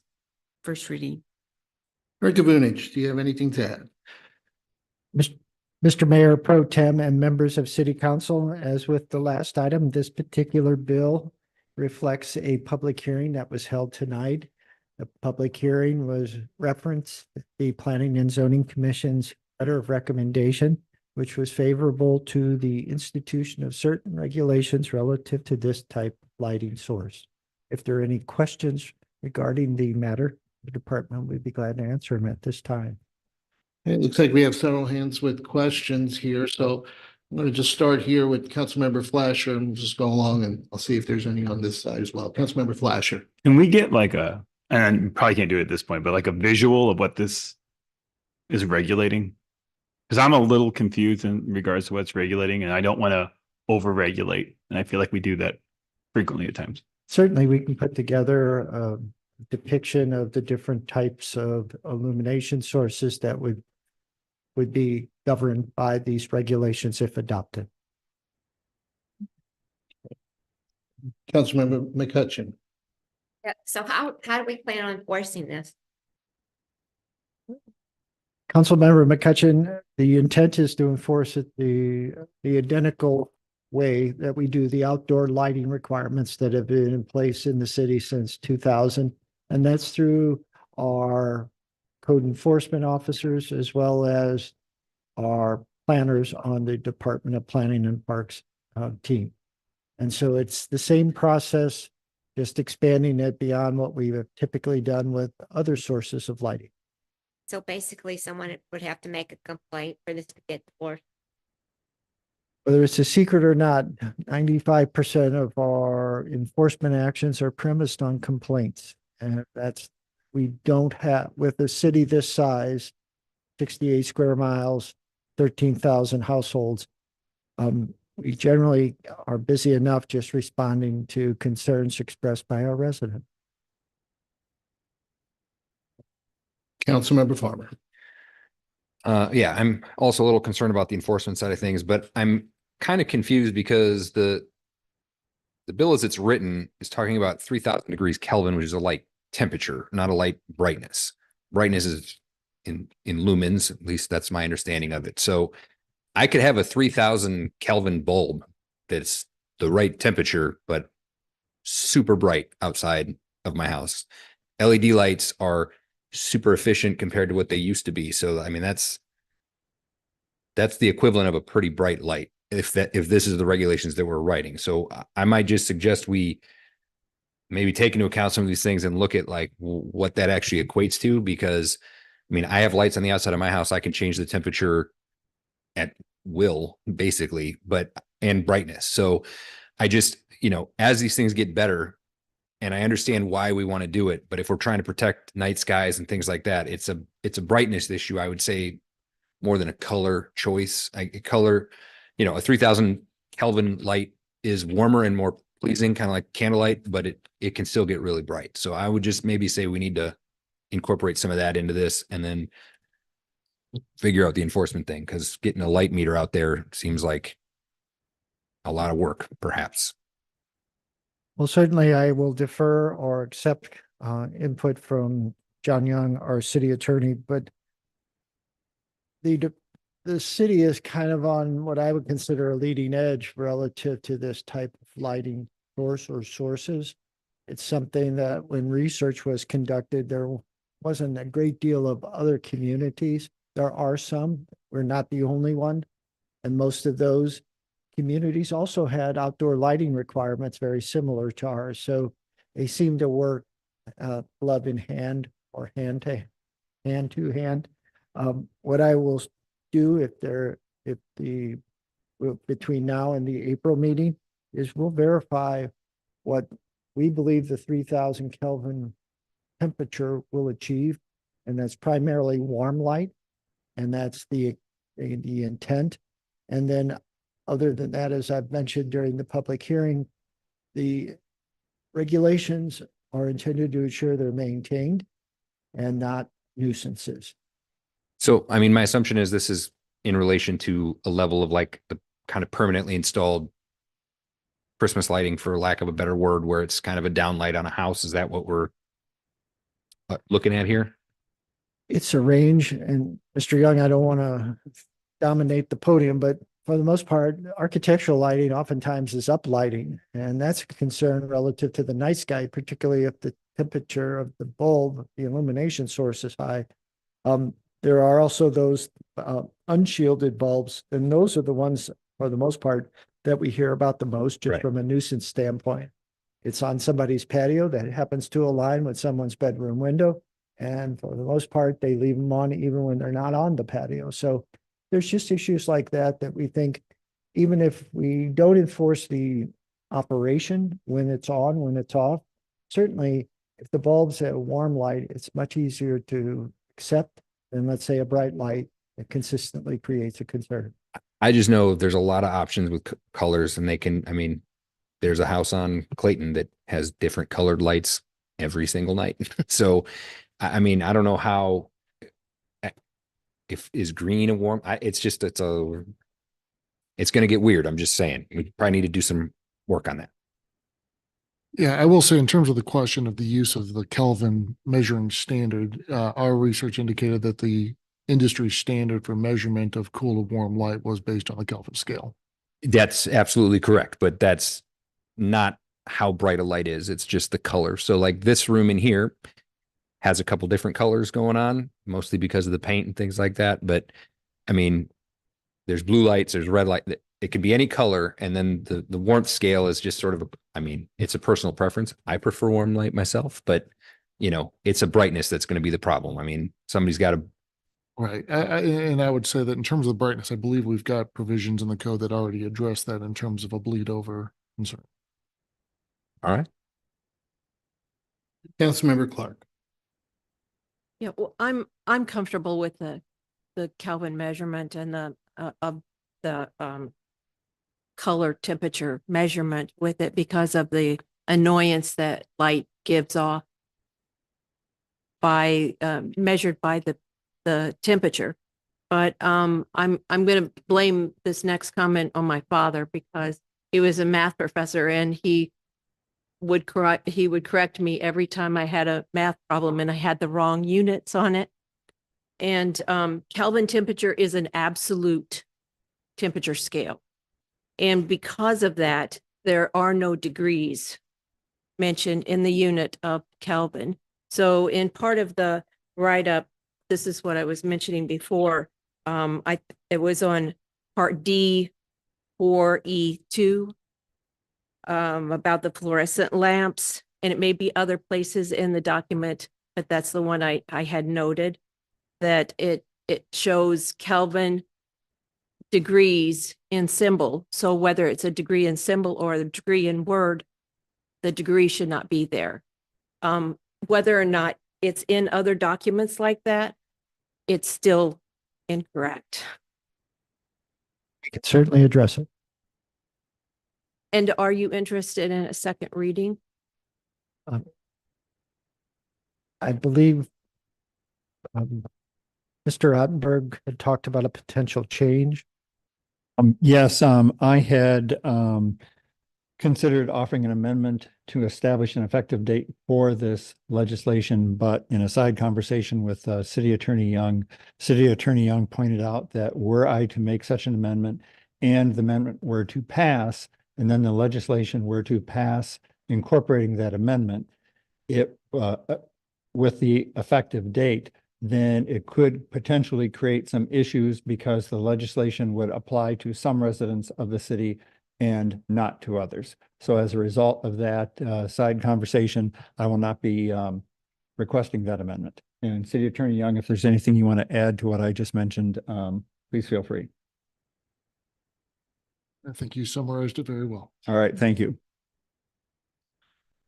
Well, certainly from the perspective of the department, Councilmember Clark, the Planning and Zoning Commission did spend a good deal of time considering the legislation that's before you tonight. And certainly if there is a desire on the part of City Council for a second reading, the department believes the regulations are ready to proceed forward and be applied. Councilmember Edens.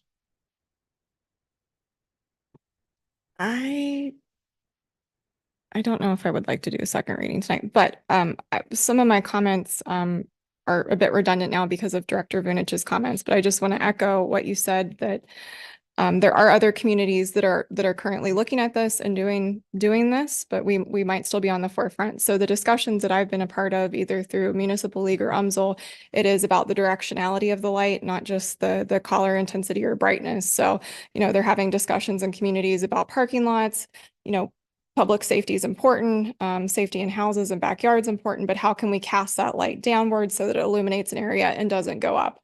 I would also say that, you know, even on these smaller lights, that directionality is important as well. For example, if you are installing lights permanently along a sidewalk, do we care that it's ultra bright if it is cast down with a shade and it only extends 4 feet around that area? It's probably not going to be a nuisance. And the other thought would be, do we want to have some sort of allowance for something where the light primary feature would be brief and for purposes of security? So for example, a motion sensor where something would be shortly triggered and then go off, but might act as a deterrence. It's not going to be a super great deterrence if it is, you know, the equivalent of a small landscape light that's not very bright. So I would just say that maybe there are some purposes where a light would be on briefly and certainly would need a separate carve out. I believe in the letter of recommendation that was prepared by the Planning and Zoning Commission, one of the statements made by the commission members was that the intent wasn't to regulate these types of lighting sources so as to impact any visibility that they may provide or safety from the standpoint of the source of light and the intent of the source of light on the area. And so we were careful, shouldn't say we, the Planning and Zoning Commission was careful in ensuring that, again, we're not overlay regulating something that's necessary for the purposes of visibility and safety. Councilmember Ottenberg. I would, as we review this legislation, maybe just do some additional research into the proper terminology regarding the color temperature. Councilmember Clark mentioned that, I believe, and correct me if I'm wrong, that Kelvin is not expressed in degrees, but in the industry that I came from, where we discussed lighting, the color temperature was always expressed in degrees Kelvin. That might make for an exciting conversation between Councilmember Clark, who's a mathematician, and myself, being an engineer.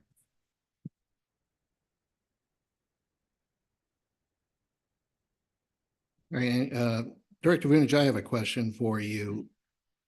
Have we received complaints regarding this particular item here with, aesthetic string lighting or warm lights? I'm not aware, so I'm just wondering what the city has heard. Yes, we have received complaints. Oftentimes the complaints relate to holiday lighting and not so much the fact that it's on past the holiday season or the particular holiday season, the fact that it's just not maintained and it's falling down. Okay. And so from that perspective, this allows us to manage it through a property maintenance component. Okay, and there are aspects in here that I think are worth considering, such as especially with the directional of the lighting, we want to make sure we're creating a situation where it doesn't create a nuisance for neighbors, that lighting is aimed at somebody else's house. My concern is that first item there, the whole conversation about Kelvin, and, that's something that I don't think most people are considering when they're going to a store like Home Depot. And that I think would require a massive education effort, because I can see a lot of folks and they're buying something and not even think about what degrees Kelvin is the light. I think wattage is a different type of, arena, but that's my concern. And, it sounds like it's not yet prevalent across other municipalities. So I think I do appreciate that we're trying to be at the forefront, but I wonder how other municipalities would approach it as well, to see if there could be a concerted effort like that. So that's why I feel at this point it might be still some work to address this particular item, to fine tune it. Because we do have a lot of residents in Ward 8 that have these kind of lights. They enjoy their backyards. They sit out there in the summertime, and I think that would cause quite a bit of an alarm if there's some kind of regulation without a good explanation and good input from the residents, from the public regarding it. Well, certainly in regards to the Kelvin temperature, Mr. Young and the Department of Planning will address that. And Councilmember Ottenberg had individually with me, as well as part of the public hearing, noted are these types of lights, the 3000 Kelvin, available at like a Home Depot? Certainly we can go over there and take some photographs and guarantee that that is the case. We have done our research, but as part of the month here between introduction and final passage, if considered by City Council, we can do a little more research, make the corrections, get the ordinance in final form. Do we know what degrees or are the bistro lights we put up for Celebrate Wildwood in Town Center? They actually, I believe, are a little over 3000, but I don't know the exact Kelvin. So that would affect even us in the city then. So I think that's definitely why it's worth looking into. We certainly apply the rules to us just as if we were anyone else proposing a project or undertaking a lighting array. Councilmember Rambo. Thank you. Yeah, we're a little bit wrapped around the axle between scientific terminology for Ms. Clark and Mr. Ottenberg's industry vernacular standard. And I think we'll find that the color temperature in Kelvin is the way it's going to be laid out.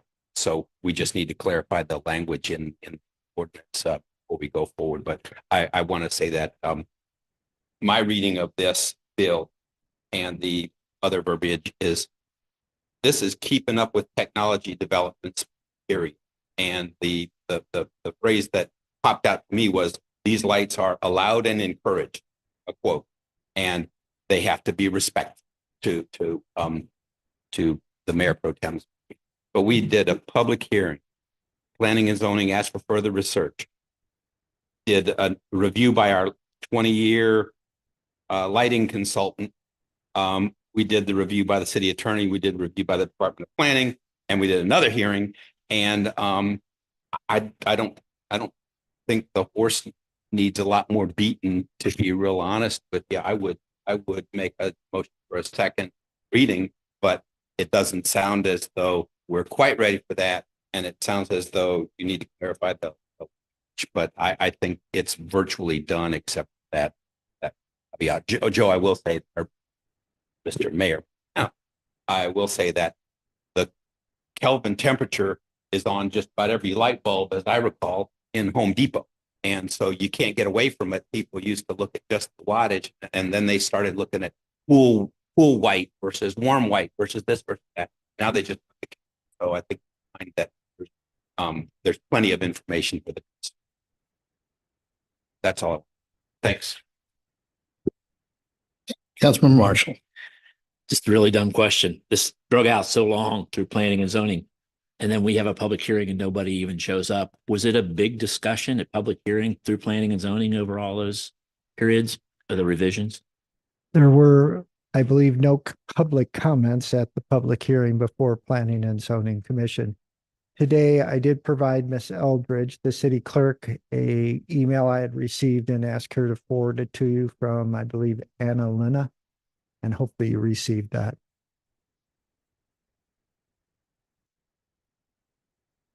And Joe, just a question here. Is this applied where, let's say you have a resident that is, let's say, west of 109 that has, let's say, several acres of land? Is it the same that would apply to them if they had their yard surrounded by acreage versus someone who's more, let's say, in town center? Like, is that, or are there differences? There are no differences that's applicable to all zoning districts that have been identified. And all I would say is there are components relating to the standards, the poles that hold the lightings, just meeting setback requirements. So that would be universal regardless of location. Okay, thank you. You're welcome. Thank you. All right, looks like we've had plenty of discussion on that. We have the first reading, but it sounds like we will come back to that then for a second reading at the next meeting there. So therefore, that leads us into resolutions, and we're going to look at the consent agenda. So we have within the consent agenda, the approval of the February 12th work session and regular meeting minutes, the approval of the expenditures. We have two mayor appointments, Charlie Siebert from Ward 8 for the Wildwood Celebration Commission, and then Kevin Lux from Ward 3 on the Board of Adjustment. And then we have a resolution, which is 2024-7, resolution by the City Council of the City of Wildwood appropriating funds for expenses related to distance sampling of deer within the city. So with the consent agenda, if we don't have any objections, we can handle all these items together. I'd like to get a motion in a second, made by Councilmember Farmer and seconded by Councilmember McCutcheon. I believe all we need is just a voice vote. Yes, sir. Okay, all in favor, please say aye. Aye. Aye. Anyone opposed or abstain? All right, the motion passes. So that approves the consent agenda. We now have miscellaneous. Do we have any miscellaneous comments? Councilmember McCutcheon, and then we'll go to Bartoni and Dodwell. Yeah, there's been a lot of mention and of different kinds of feeds, and then I know talking to neighbors and so forth about coyotes.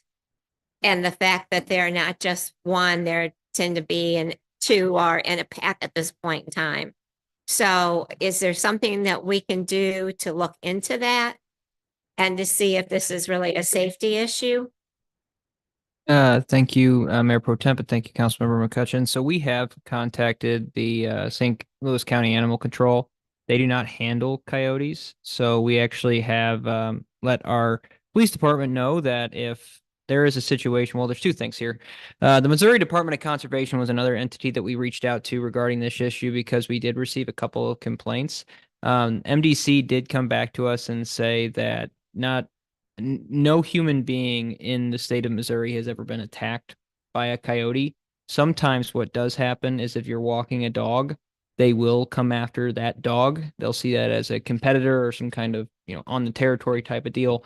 But the police are well aware of the situation. And Captain Mendel could speak to it, but I would assume that in a situation where there is any kind of confrontation with a coyote to a human, the proper force would be used.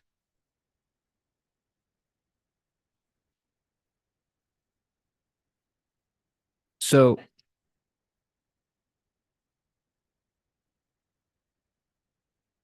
in this case, we've received one call regarding it, but if you would like, we could pay for a service that it costs a decent amount of money to get the resources out here, but it would be around $3,000 to have the coyotes removed per coyote.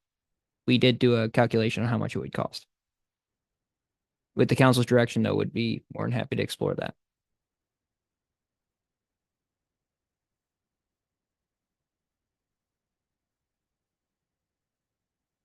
Okay, maybe you want to take that offline and see if we Yeah. can We're have a happy to. follow-up discussion and maybe bring it up either at, we can discuss either a committee or council. So we'll do some homework on that item there. Councilmember Bartoni. I just want to recognize Colleen for stepping in tonight and doing a very nice job. And without showing any favoritism, also to you, Joe, for stepping in for a prelude. Thank you. Okay, Councilmember Dotwell. I just wanted to ask if it's possible through the city administrator, to have our arborist come to our next council meeting, introduce himself, speak a little bit to his background, and it's just nice to put a face with a name. Most definitely that invitation could be extended. Thank you, Ms. Dowell. All right, seeing no other comments, I will just make a comment. Thank you again for the opportunity to serve the Mayor Pro Tem role tonight. I appreciate everyone's camaraderie here and getting things done for our city and everyone who's here today and watching in the meeting. So thank you for that. So seeing no other hands up, then can I get a motion for adjournment made by Councilmember Ottenberg, seconded by Councilmember Edens? All those in favor, please say aye. Aye. Anyone abstain? All right, meeting is adjourned. Have a